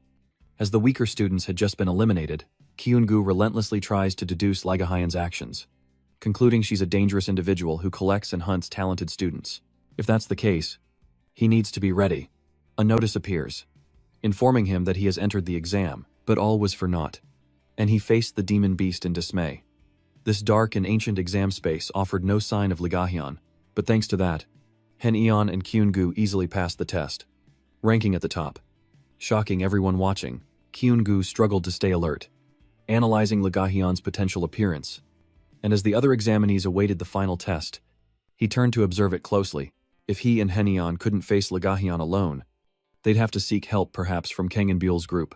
Seeing Harang's agreement, Kyungu, still unadjusted, wanted to curse, but it was a perfect opportunity to defeat Lee Gahyeon's clone and weaken her. Just then, a foot appeared, and everyone began the fifth test, and the explainer will be GAM Kang Academy's president, the Star Witch, President So Hyun. Seeing the president's aura, everyone was surprised because of her reputation. She's extremely powerful and cool. The president's soothing voice echoed throughout the hall. Hyun was recognized as an incredibly powerful mage, and for good reason. She possessed a magical weapon, a satellite orbiting the Academy City. Furthermore, she was a key figure in one of the bad endings, making her a formidable opponent, and not of the same generation as his grandfather. So Hyun was not someone to trifle with. But damn, he realized this appearance had distracted him too much, and he needed to focus on the exam. By the time Kyungu regained his focus, Hyun had begun explaining the test. And if Hyun herself created this test, it was going to be tough. Slowly, Hyun revealed the test to the candidates, a token war. She explained the rules, and Kyungu sensed that, even though the explanation sounded simple, nothing in life is free. Looking at his phone, he's drenched in sweat. As the scoreboards are transparent and the stats are clear, she further explains that if a 100-point body is chosen, regardless of color, contestants must collect bodies totaling 200 points, including their own. Gently pressing a button, the system displays the terms to be understood in this test. Hyun focuses on analyzing the strategy she needs to pass the test. When an announcement declares the test has officially begun, and the black aptitude candidates will go first, Kyungu now contemplates how to capture Lee Gahyeon's doppelganger, analyzing his opponent like a book, and knowing her madness turns people into puppets. He's determined to stop her before she destroys everything. Hanian turns to Kyungu with the battle plan, but he remains ever optimistic, leading her to wonder if he'll be alright without her. Yet Kyungu is instinctively optimistic. It certainly raises suspicions, but just as he was getting excited, Kyungu suddenly calmed down. Ion wondered, what if they were being deceived? But Kyungu simplified it, just defeat them. A notice then appeared, informing them they'd entered the Golden Gate, a space of pure azure. Kyungu eyed the sign, a bit skeptical of the gate's investment, and decided to return to the island's center to find the other contestants. Fearing Lee Gahyeon might have taken over someone else's body, following the path through the forest, Kyungu pondered the possessed contestants and those who might share his will, however few they may be. When he suddenly noticed something strange, a scythe of death hurtled toward him, and Kyungu barely managed to dodge it. The scythe swung relentlessly, and he braced himself to strike back. But his opponent recognized him as a fellow contestant and immediately launched a support attack. It was none other than Yui Ri from the Refinement clan, but she looked a little worn. Recalling the past, he first met Yui Ri during the fourth exam. She had approached Kyungu at an event, wanting to get close, and he easily won her over by being talkative. But it's surprising she still calls him by that nickname, and it's dangerous to let her attack so suddenly. Instead of move by move, Perhaps it was fate that Kyungu would meet Yui both that day and today. A coincidence, but not really. Yui must think they're destined for each other. Hearing this, Kyungu could barely manage a strained smile as he steered the conversation toward finding a place to hide. And as he turned to leave, Yui immediately demanded to know where he was going, her face twisted with a hint of darkness, hinting that they were in the middle of a test, her voice growing more threatening as she questioned why he would leave just as they met. The white-haired woman, wielding a massive scythe, exuded power as she pointed it forward, taunting the protagonist to a one-on-one duel, saying that his departure would ruin the fun, her mysterious purple eyes gleaming. She reveals she witnessed our hero's battle with the final boss rabbit, and she insists on a duel. Or the game won't be fun. She pulls her scythe forward, brimming with confidence. Certain of her victory, Kyungu steps back, gripping his sword tightly. A fight is inevitable, and he's equally confident he'll defeat her and claim the 200 points. Elsewhere in the competition, someone clutches a pile of points, surrounded by a sing-song voice, but it's less mermaid, more horror movie. With her spoils in hand, the brown-haired girl turns and walks away. Feeling like this competition is too easy, since no one can beat her, people lay scattered on the ground, defeated by the brown-haired girl, who may look small and cute, but is definitely not to be trifled with. To her, these kids just aren't up to par, merely small fry to collect points from. But there are a few targets who are acceptable. First, the child from the Yi family. All talk and no game. Next is a child from the Cha family, a pretty girl with striking jade green eyes. It turns out, inside the brown-haired child is an old woman with white hair and a terrifying smile. Ah, he's eyeing those two kids, planning to turn them into puppets. Now, back to the main character's fight with the white-haired woman. White hair unleashes a flurry of attacks, relentlessly slashing forward as our hero desperately dodges. Her massive scythe swings wildly if Kyungu doesn't react quickly. He'll be sliced sashimi. To white hair, dodging like that is no different than running away. But Kyungu has calculated everything. He's just fighting according to his own tactics. The scythe whistles past, costing Kyungu a few strands of hair. One wrong move, and he'll be visiting the underworld. The white-haired woman's scythe techniques are truly refined. Kyungu is exhausted from dodging, and decides to end the battle while she's thrown her scythe and is unarmed. But the white-haired woman gives a dangerous smile, revealing she has more skills to show. With that, her white hair transformed into a pair of muscular arms, each fist capable of ending a life. The white-haired woman declared she would end the battle and claim victory. The hair hands lash out at Kyungu, forcing him to retaliate, leaving him no room to dodge. But Kyungu is no ordinary opponent. He raises his sword with a smirk, and it's clear this is no ordinary blade. The lion's paw is unleashed, severing the white-haired woman's locks and disabling her hair-formed hands. She realizes Kyungu is one of the sword gods of the Du family, a title of immense prestige. With his abilities, that last move was no problem at all. The white-haired woman immediately gets serious, and the battle intensifies. Clutching her scythe, she warns Kyungu not to celebrate too soon, as she's no longer holding back, while Kyungu, brandishing her exam badge, confidently declares their battle is over. So, he used the haircut as an opportunity to snatch her badge. It's only now that she realizes her badge was stolen. Now she understands why Kyungu went to such lengths to cut her hair. Though the battle is theoretically over, Kyungu worries that the white-haired girl will get angry and try to fight him for her badge. As if reading his mind, the white-haired girl says she has no intention of fighting. She's not a child who would throw a tantrum to get her badge back, and she readily admits defeat, surprising Kyungu with how easy it all was. Whitehair says that because her exam badge is black, no one would dare mess with her, making the exam boring. Kyungu can't believe her reasoning. After exchanging pleasantries, Whitehair bid Kyungu farewell and wished him luck, hoping to see him again at the academy, adding that fighting him would be no fun. Kyungu stammered a reply and bid her farewell, wondering if he had enough points to pass, when a voice announced that with a total score of 200, he had reached the minimum score just 1 hour after entering. Kyungu wondered how Hanyun was doing and if she was all right. Meanwhile, Hanyun gently advised her opponent to stay still to avoid further injury, suggesting she conserve her strength. The red-haired girl lay in a heap on the ground, covered in wounds, still unable to believe her defeat. It was Min Aaron of the Min family, and Hanyun was now healing her, but she still couldn't accept the outcome of their battle. Aaron, confident in her surprise attack, believed victory was assured. Attributing her loss to Hanyun being the disciple of the seven-colored witch, Han Ayan chuckled, saying M only countered because Kyunggu told her to be wary. Someone as gentle as Han Yun would never attack anyone. Since Aaron had so many badges, Han Yun asked for just one, saying she deserved a little something for her efforts. Irene begged Han Yun not to take her badge, but Han Yun, always one to follow the rules, gently refused and wished her a speedy recovery.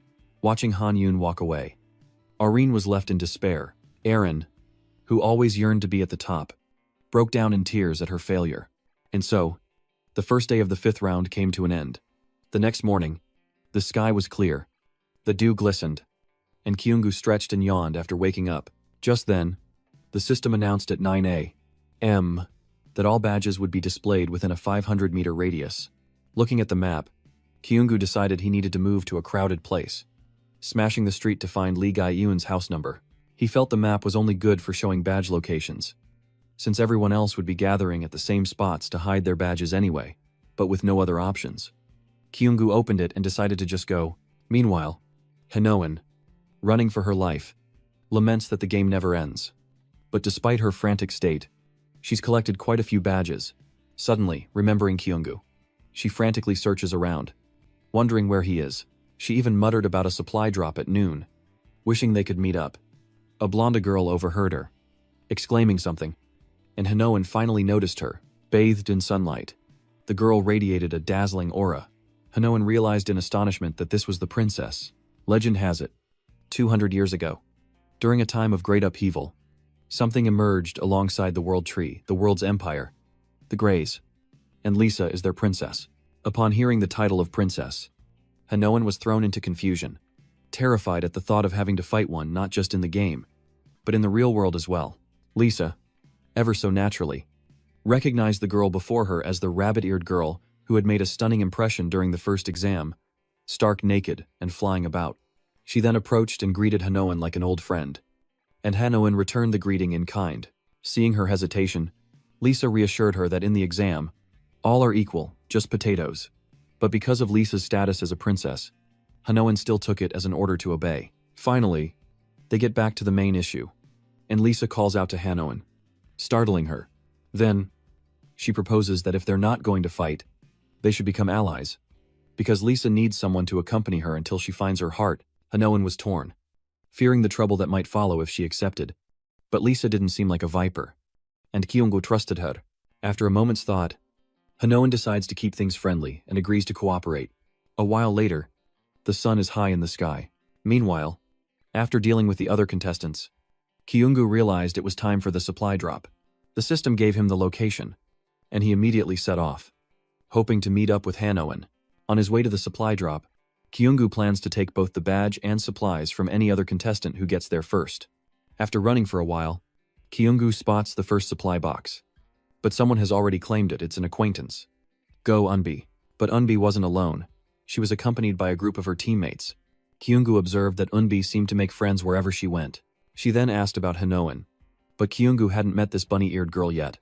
So Eunbi kindly suggested they have lunch together. Kyunggu agreed to join, and as they walked, they asked Han about their spoils, when Eunbi suddenly inquired about someone, a woman.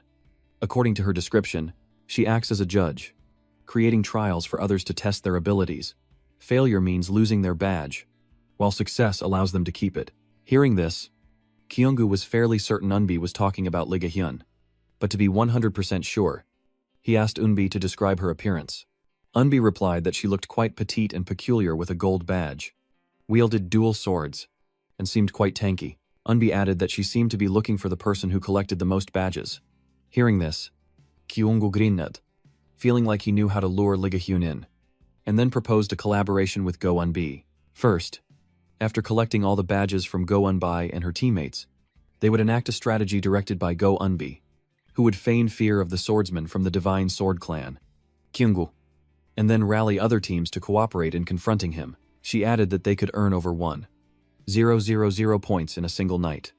A theatrical performance. Hearing the enticing offer, a host of contestants supported and joined, at which point, Kyunggu would reveal himself, unleash his skills, and take everything from them. But that wasn't his main goal. He wanted to cause such a stir to attract Lee Ga-hyun's attention. And he was right. Lee Ga-hyun, perched in a tree, had been watching and assessing everything. finding him interesting and looking forward to seeing Kyungu's pained expression. As night fell and the day's events concluded, everyone returned home. Looking at the badges in her hand, Eunbi couldn't contain her joy, thanking Kyungu, who reminded her to share his portion as well. Eunbi felt uneasy that Kyungu contributed the most, but he saw it as everyone helping each other, so an even split was natural. Eunbi thanked him profusely. Looking around, he was a little disappointed that Lee Ga-hyun didn't appear, but from the intuition of his inner power, he could always feel that gaze following him. And finally, the woman with the mysterious golden badge, he couldn't recall her face, but the badge shone brightly in the night. He guessed she was waiting for the right moment to give him a surprise, but it would probably be tomorrow. Since it was the final exam and also the last chance, Kyungu had been waiting for this moment. And as he hoped Lee Ga-hyun would hurry, a red rift suddenly appeared.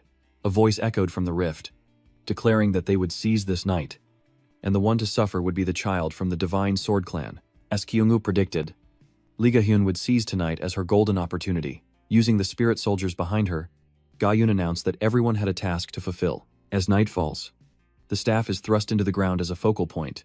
The weary Arin feels a pang of hurt, unable to break through her limits and far from a thief. Remembering what just happened, she attacked the passing contestants. The more she thought about it, the more sense it made. She's a mage, so Arin's doing well. How could anyone get 200 points overnight? It's a piece of cake. But just then, something in her skirt pocket vibrated, startling her. A system notification about the gate appeared at that exact moment, making her wonder. The other examinees are heading to that spot at 9:00. Should Arin take a little more from them? But suddenly, another sound echoes, startling Arin, who turns around. She braced herself, but the monsters were overwhelming. And then a creature appeared that should only exist on the island terrain they just passed. A monster roared and charged, leaving her no time to think. Her legs reacted instantly, and she ran. But suddenly, young Harang appears to help her, though she thought he was going to abandon her. He wonders why so many monsters are here, but it's best to tell Kyungu before anything bad happens. Turning around, he noticed members of the Min family and quickly apprehended them. But Minarin's eyes began to glaze over. He seizes the opportunity to grab her shoulder, saying Kyungu might be in danger, and it's best to go together to save him. Startling Minarin, who doesn't recognize him and doesn't want to go, but Harang can't ignore a friend in peril. So they need to leave now. But Arin really didn't want to go. She wasn't a man. The blonde girl with Han Yun sensed something was wrong and turned to ask her. Han Yun deduces that the appearance of such a large group of monsters indicates the involvement of a high-level entity. But a rank 3 entity is the highest on this chaotic island. And there's nothing we can do alone. This is truly a quarter hell. Suddenly, she found Kyungu on the ground amidst splatters of blood. Yunbi was paralyzed with fear, unsure of what to do. But Kyungu, with unwavering resolve, urged everyone to regain their composure and asked if they were prepared. He didn't expect to be consumed by rage alongside the monsters, as they appeared one by one, targeting the students, not only harming others, but also possessing intelligence. Ga-hyun must be serious about this. Kyungu bravely steps forward to hold off the monster, telling everyone to run. But unlike the movies, Yunbi agrees to flee. The baboon now faces Kyungu alone, realizing it's stronger in the dark, dashing forward as if surfing a wave. The baboon monster was no match for him. As he swiftly moved behind it, sword ready to strike, Kyungu brandishes his sword, slicing the baboon in two with textbook precision. The monster's surprised shriek echoing in the night, blow after blow. The Azure Lightning sword style is unleashed, and Kyungu effortlessly defeats the monster. But it's not that simple. Kyungu figures Yunbi must have escaped, and he's stuck here, so he has to eliminate them all. Quickly, a girl, answering Kyungu's call, explains she didn't intentionally wait for him here alone. Drawn by the scent of the wind, Ga-hyun introduces herself to Hyungu, suggesting they unleash the market keepers to deal with the monsters. But why not do it together? Seeing this, Ga-hyun was intrigued, thinking he was indeed an interesting guy. Kyungu didn't mind making a new friend, but he wondered if her intentions were good. Ga-hyun wondered how Kyungu knew her true identity. Her expression quickly turning menacing. Ga-hyun had clearly hidden everything so well. At that moment, the system board appeared, analyzing Ga-hyun's parameters. Of course, he knew from the board, but he'd never tell. So if he's curious, he can come to him instead of just judging. Ga-hyun grinned, enjoying his temper, but he'd better regret it. In the observation room, red alerts blare, signaling an emergency, and everyone is thrown into chaos. The white-haired woman orders an announcement to be made to those in the forest, instructing them to protect the participants and, when the gate opens, to break straight through. She stared at the emergency alert, a sense of unease washing over her as her eyes turned bloodshot. The system announced that pressure was being activated, and capabilities were reduced by 8%. Soon, more warnings flashed, and Lee Ga-hyun laughed gleefully, moving with lightning speed while taunting Kyun-gu that he'd never catch her if he kept running. If he tells her how he figured out her true identity, she'll spare his life. He's a good fit for her, Gu, so she doesn't want to kill him. Kyun-gu, struggling against Lee Ga-hyun's attacks, casts the third form of his sword technique, Lion Guardian, but it was still an uphill battle for Kyun-gu. As expected, the 6 demons were the strongest in the Demon Association. Their power was immense, and in this dire situation, Lee Ga-hyun suggested that he join them. Hearing this, Kyun-gu smiled and replied, "Now you want me to become a demon, you're hopeless." Sorry, but he has to decline. With that, he chanted the sword's awakening. The second king style, Lion's Roar, creates 3 blue slashes, allowing Kyun-gu to counter Lee Ga-hyun. She's thrilled, asking if she should prepare a doll to his liking, and to just let her know she wants them both to live happily ever after. She really likes Kyun-gu. Don't deny her that. She wants to give him a chance. Hearing Lee Ga-hyun's deranged desire, Kyun-gu could only scoff, saying he had to reject such absurd and unconvincing offers. Lee Ga-hyun, should he give her a chance? Does she prefer a rosy, blossoming life, or a hopeless dead end? Kyun-gu unleashes his sword technique, Dialusa, creating massive bolts of lightning that strike Lee Ga-hyun, sending her into a screaming fit as she takes a critical hit and injures her leg. She's furious that he won't listen. So be it. You'll learn your lesson the hard way. So eager to die, she'll grant his wish, sending her remaining legs straight towards Kyun-gu, who has plans of his own. Lee Ga-hyun stands firm despite the direct hit of the electric current. It won't be easy. But Kyun-gu must act. He boldly declares to his captor that he has no reason to obey her and refuses to be her puppet. He follows up with Beast King Sword Style number 5. Lion Crush, determined to overwhelm her and win this deadly battle. He unleashes a furious barrage of attacks, employing the Beast King Sword Style's first form, Lion's Rending Touch, each strike fluid, yet powerful and decisive. Lee Ga-hyun can't help but praise his family's swordsmanship, admitting it's not bad at all. This carrot and stick approach is interesting. Though, your family is a nuisance. I didn't have time to react. She shot a web at Kyun-gu's arm and kicked him away, leaving him to curse. This isn't going well. She thought she had him. But the tables have turned. Lee Ga-hyun now has the upper hand, declaring that Kyun-gu will become her puppet. This could be his last chance. She'll let him do as he pleases. But in the distance, a green flare has been launched behind their enemy, a signal Kyun-gu recognizes from their third-round agreement with Eunbi and Han Eun. He struggles to his feet, telling her to focus on surviving now before thinking about the future. Lee Ga-hyun seems confused, asking what he means. But then, she saw a massive, strange purple symbol appear behind her. It was Hanon, arriving just in time to rescue the protagonist, turning the tide of battle in an instant. With a burst, the purple circle descended upon Lee Ga-hyun like a flying saucer, successfully immobilizing her. And Hanon landed, rushing to Kyun-gu to ask about Han. Lisa was there too, asking Kyun-gu if he was alright. He weakly replied that he was relieved they found him. Wondering when Hanon had become so close to Lisa Gray, Kyun-gu asked if she was Lisa Gray, but she apologized, saying there was no time for introductions. The protagonist asked if she had healing abilities, and requested she heal his wounds, to which she agreed. Returning to the battle, Hanon asks Kyun-gu what that thing is, as it appears to be a demon. Kyun-gu warns that it is, but be careful. She's strong. Lisa reassures them to leave the healing to her. Hanon thanked Lisa Gray and entrusted everything to her, then turned to the demon, Lee Ga-hyun, asking if she was responsible for this, having broken free. Lee Ga-hyun says she didn't really want to do it, to kill him. She then fires webbing at the good guys, but something slices through it. A scythe appears, and its master, Nam Yuri, excitedly greets Kyun-gu, explaining she sensed a great power and rushed to investigate. It turns out Kyun-gu is fighting a monster, no, a demon, and she's always happy to see him. Behind her, Yang Harang arrives with reinforcements. Grinning, Kyun-gu, you're fighting that powerful demon. I'm here to help. And I brought backup, Nam Yuri explained, surprising Kyun-gu that she'd picked them up on the way. Kyungu realizes Yang Harang has brought Min Arin, and now he and Yang Harang are together. Han Yoon and Min Arin, Nam Yuri and Lisa, see you later. Almost all the main characters in the game are here. And with them, this power, working together, they'd be more effective against Lee Ga-hyun than fighting alone. And Lee Ga-hyun was already losing her patience. She said with a sigh that she was having fun at first. But now this troublesome group had to show up, no matter how many chances she gave Kyungu. She'll now teach these male leads a lesson. She roars. She shoots webs to attack. Kyungu shouts a warning, saying that everyone must have realized by now that their opponent is a demon. One of the 6 demons, the dancing witch. Lee Ga-hyun. And this is just Lee Ga-hyun's puppet. Don't let your guard down. Everyone, Nam Yuri says playfully. Especially when the opponent is the dancing witch Lee Ga-hyun. She knew being around Kyungu would be interesting. She'll handle the minions so Kyungu isn't affected. Nam Yuri accepts the challenge, transforming her left hand into the fire dragon's claw. With this change, she shatters Lee Ga-hyun's plans, causing the demon to grind her teeth in resentment.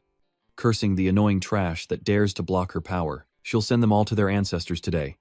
As Lee Ga-hyun creates an incredibly strong web of defense, so strong that even Min Arin's fire couldn't melt it. Lee Ga-hyun mocked, asking if Erin's flames could possibly melt her silver silk. Then came Hanoan's pursuit and Yang Harang's explosive punches, both attacking so suddenly that Lee Ga-hyun lost her abdominal defense. She's caught Yang Harang's leg, partially immobilizing him, and sensing her chance, Kyuno advances, sword in hand, knowing Lee Ga-hyun's power is a serious threat. But thankfully, Nam Yuri and Min Arin are there, with everything under control, and Hanoan and Yang Harang keeping her distracted. Her legs couldn't reach him. This ends here. Lee Ga-hyun must fall. He leaped, unleashing the lion-shattering strike upon his foe. Kyunu alone faced Lee Ga-hyun, sword raised, unleashing a great power. Witnessing his strength, she cursed her inability to defeat them all. And though sweat poured down her face, Lee Ga-hyun still boasted that he couldn't escape safely because her soul was connected to her main body. If she dies, this body's memories will be sent back to the main body. So Lee Ga-hyun threatens him, saying he'll become the target of the demon society if she dies. But Kyunu's face doesn't change. Instead, he smirks triumphantly. He'd never regret it. And it would only make finding her easier. Killing her was inevitable. Seeing that words were useless, Lee Ga-hyun could only glare at him, with a hand outstretched.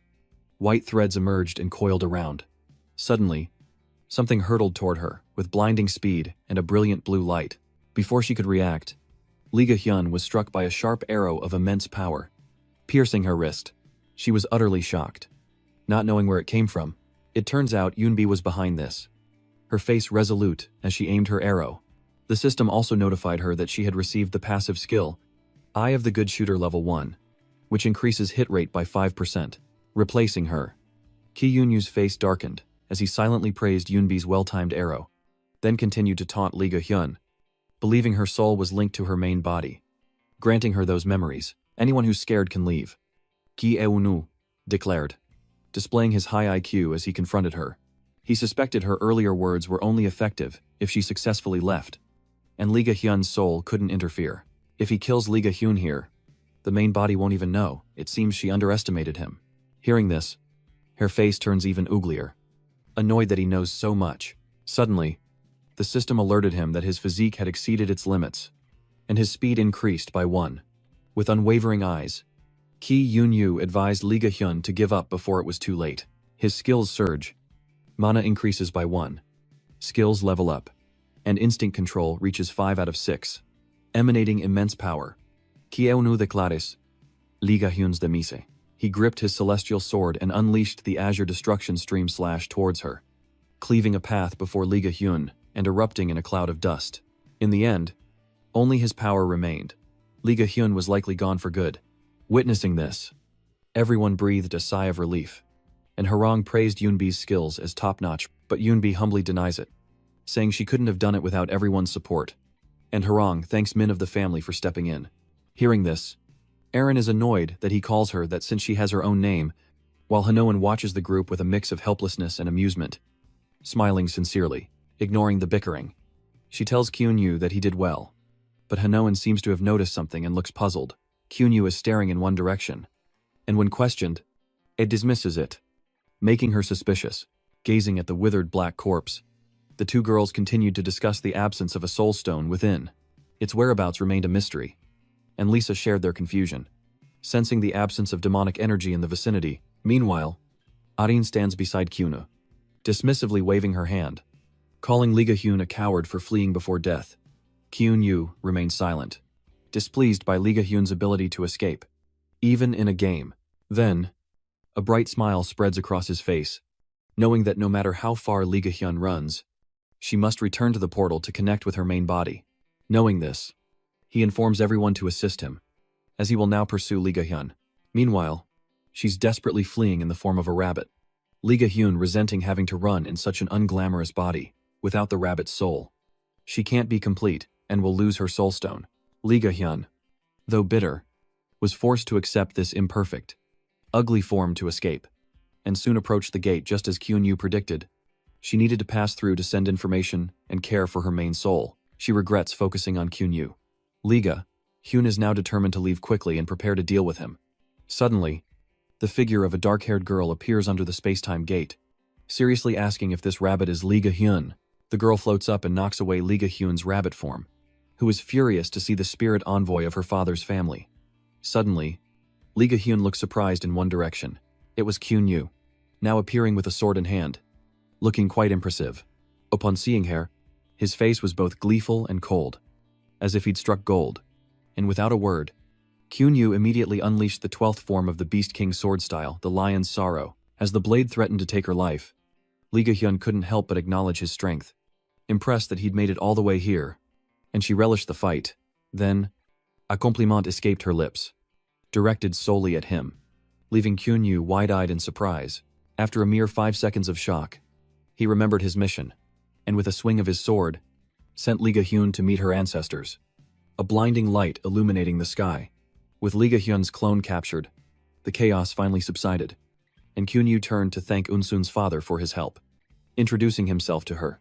Unsun, yawning, replies that she's going to get some sleep. The long and dangerous 5th round has finally come to an end, and the system displays a message that the test is over. Any further duels after the test will result in penalties, and all participants are to submit their papers and receive instructions from the examiners outside the gate. Cut to the headmaster's office.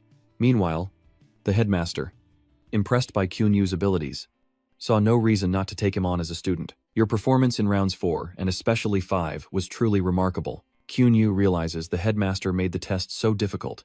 As she prepared the 4th round, her gaze sharpens as she wonders how he recognized Lee Ga-hyun's clone, sensing he knew she was a monster all along. Sensing her doubt, he vowed never to reveal the truth, vaguely attributing his insight to a trick question. One lie begets another, and he explained that the rank 2 monster he faced before only acted on command, so he guessed a queen was pulling the strings. And then he met a gold-ranked student who acted like she was controlling it, and among the queens, those who can disguise themselves are Lee Ga-hyun. So he just speculated. The headmaster wondered if she should believe him, and he said yes. The headmaster agreed to consider it later, reminding him that this was not something to be shared, as it could endanger the students involved. However, as a reward for eliminating the fiend and protecting the other students, all participants in this battle will receive adequate compensation, and the principal then reveals a shimmering, rainbow-colored gem, continuing to explain that Lee Ga-hyun's soulstone will be given to him, but for safety, the headmaster will hold on to it for now, assuring him he'll receive something of equal value. Seeing the stone, Kyun-yu's face falls, already knowing he won't get the soul stone. He then wondered if the reward could be in the form of an upgrade item like the June character or a currency exchange. As soon as he asked, the headmaster just smiled and asked what kind of swordsman he was. Kyun-yu accepts, and the headmaster presents him with a ring bearing a blue gem, wishing him continued success. The Ring of Purity, imbued with the power of the light mage Sohyun, capable of purifying impurities in the wearer's energy and enhancing its efficiency. Its effect when energy is below 80. The ring increases it by 4 and reduces energy consumption by 20% for all equipped skills of level 8 or lower. The test concludes, and after a feast, Kyun-yu and the others return home. Hanoan, standing behind him, wondered what he was smiling about. He simply clenched his fist, revealing the ring, and explained that he was happy to have received this from the headmaster. It would enhance his energy efficiency, replacing the soul stone. Seeing this, Hanoan happily followed suit, praising and congratulating him. After passing through the gate of space where the children were born, He bid everyone farewell and returned home. Kyunyu and Hanoan, each with a suitcase, prepared to return home. When he mentioned the family gathering and invited her to join them for a meal, Hanoan is surprised by this turn of events. As Kyunyu takes Hanyun's hand, a vision of their younger selves intertwining with the present, reminding him of the first time he brought her home. Their younger and older selves are similar, save for height and size. Kyunyu is overjoyed to invite her home, and together, they become allies to prevent the world's collapse. She was as shy as ever, blushing as he took her hand and led her home. Together, he and Hanyun will overcome any obstacle to prevent the world's collapse. And his first step is to meet as many people as possible at the Gang Academy, including Han Byun. Kyunyu eagerly anticipates the stories yet to unfold. As a blush creeps across their faces amidst an unspoken tension, Kyunyu is Hanoan's childhood friend. And this scene concludes the story of becoming childhood friends with the mid-boss. Sometime later, Lee Ga-hyun stands amidst shattered glass. Unable to accept the imperfection of her soul, she wonders why she was captured, refusing to believe she made a mistake, her vacant eyes hinting at a disturbed psyche. Elsewhere, footsteps echo with greetings. It seems to be Kyunyu, eager to explore his master's teachings, determined to make him proud, vowing to become a skilled hunter as he knocks on a door. Inside, a white-haired woman holding a roster invites him in. It's the headmaster, who says the school is honored to have him at Gang Academy. Kyunyu looked much more mature now, and he would return one day,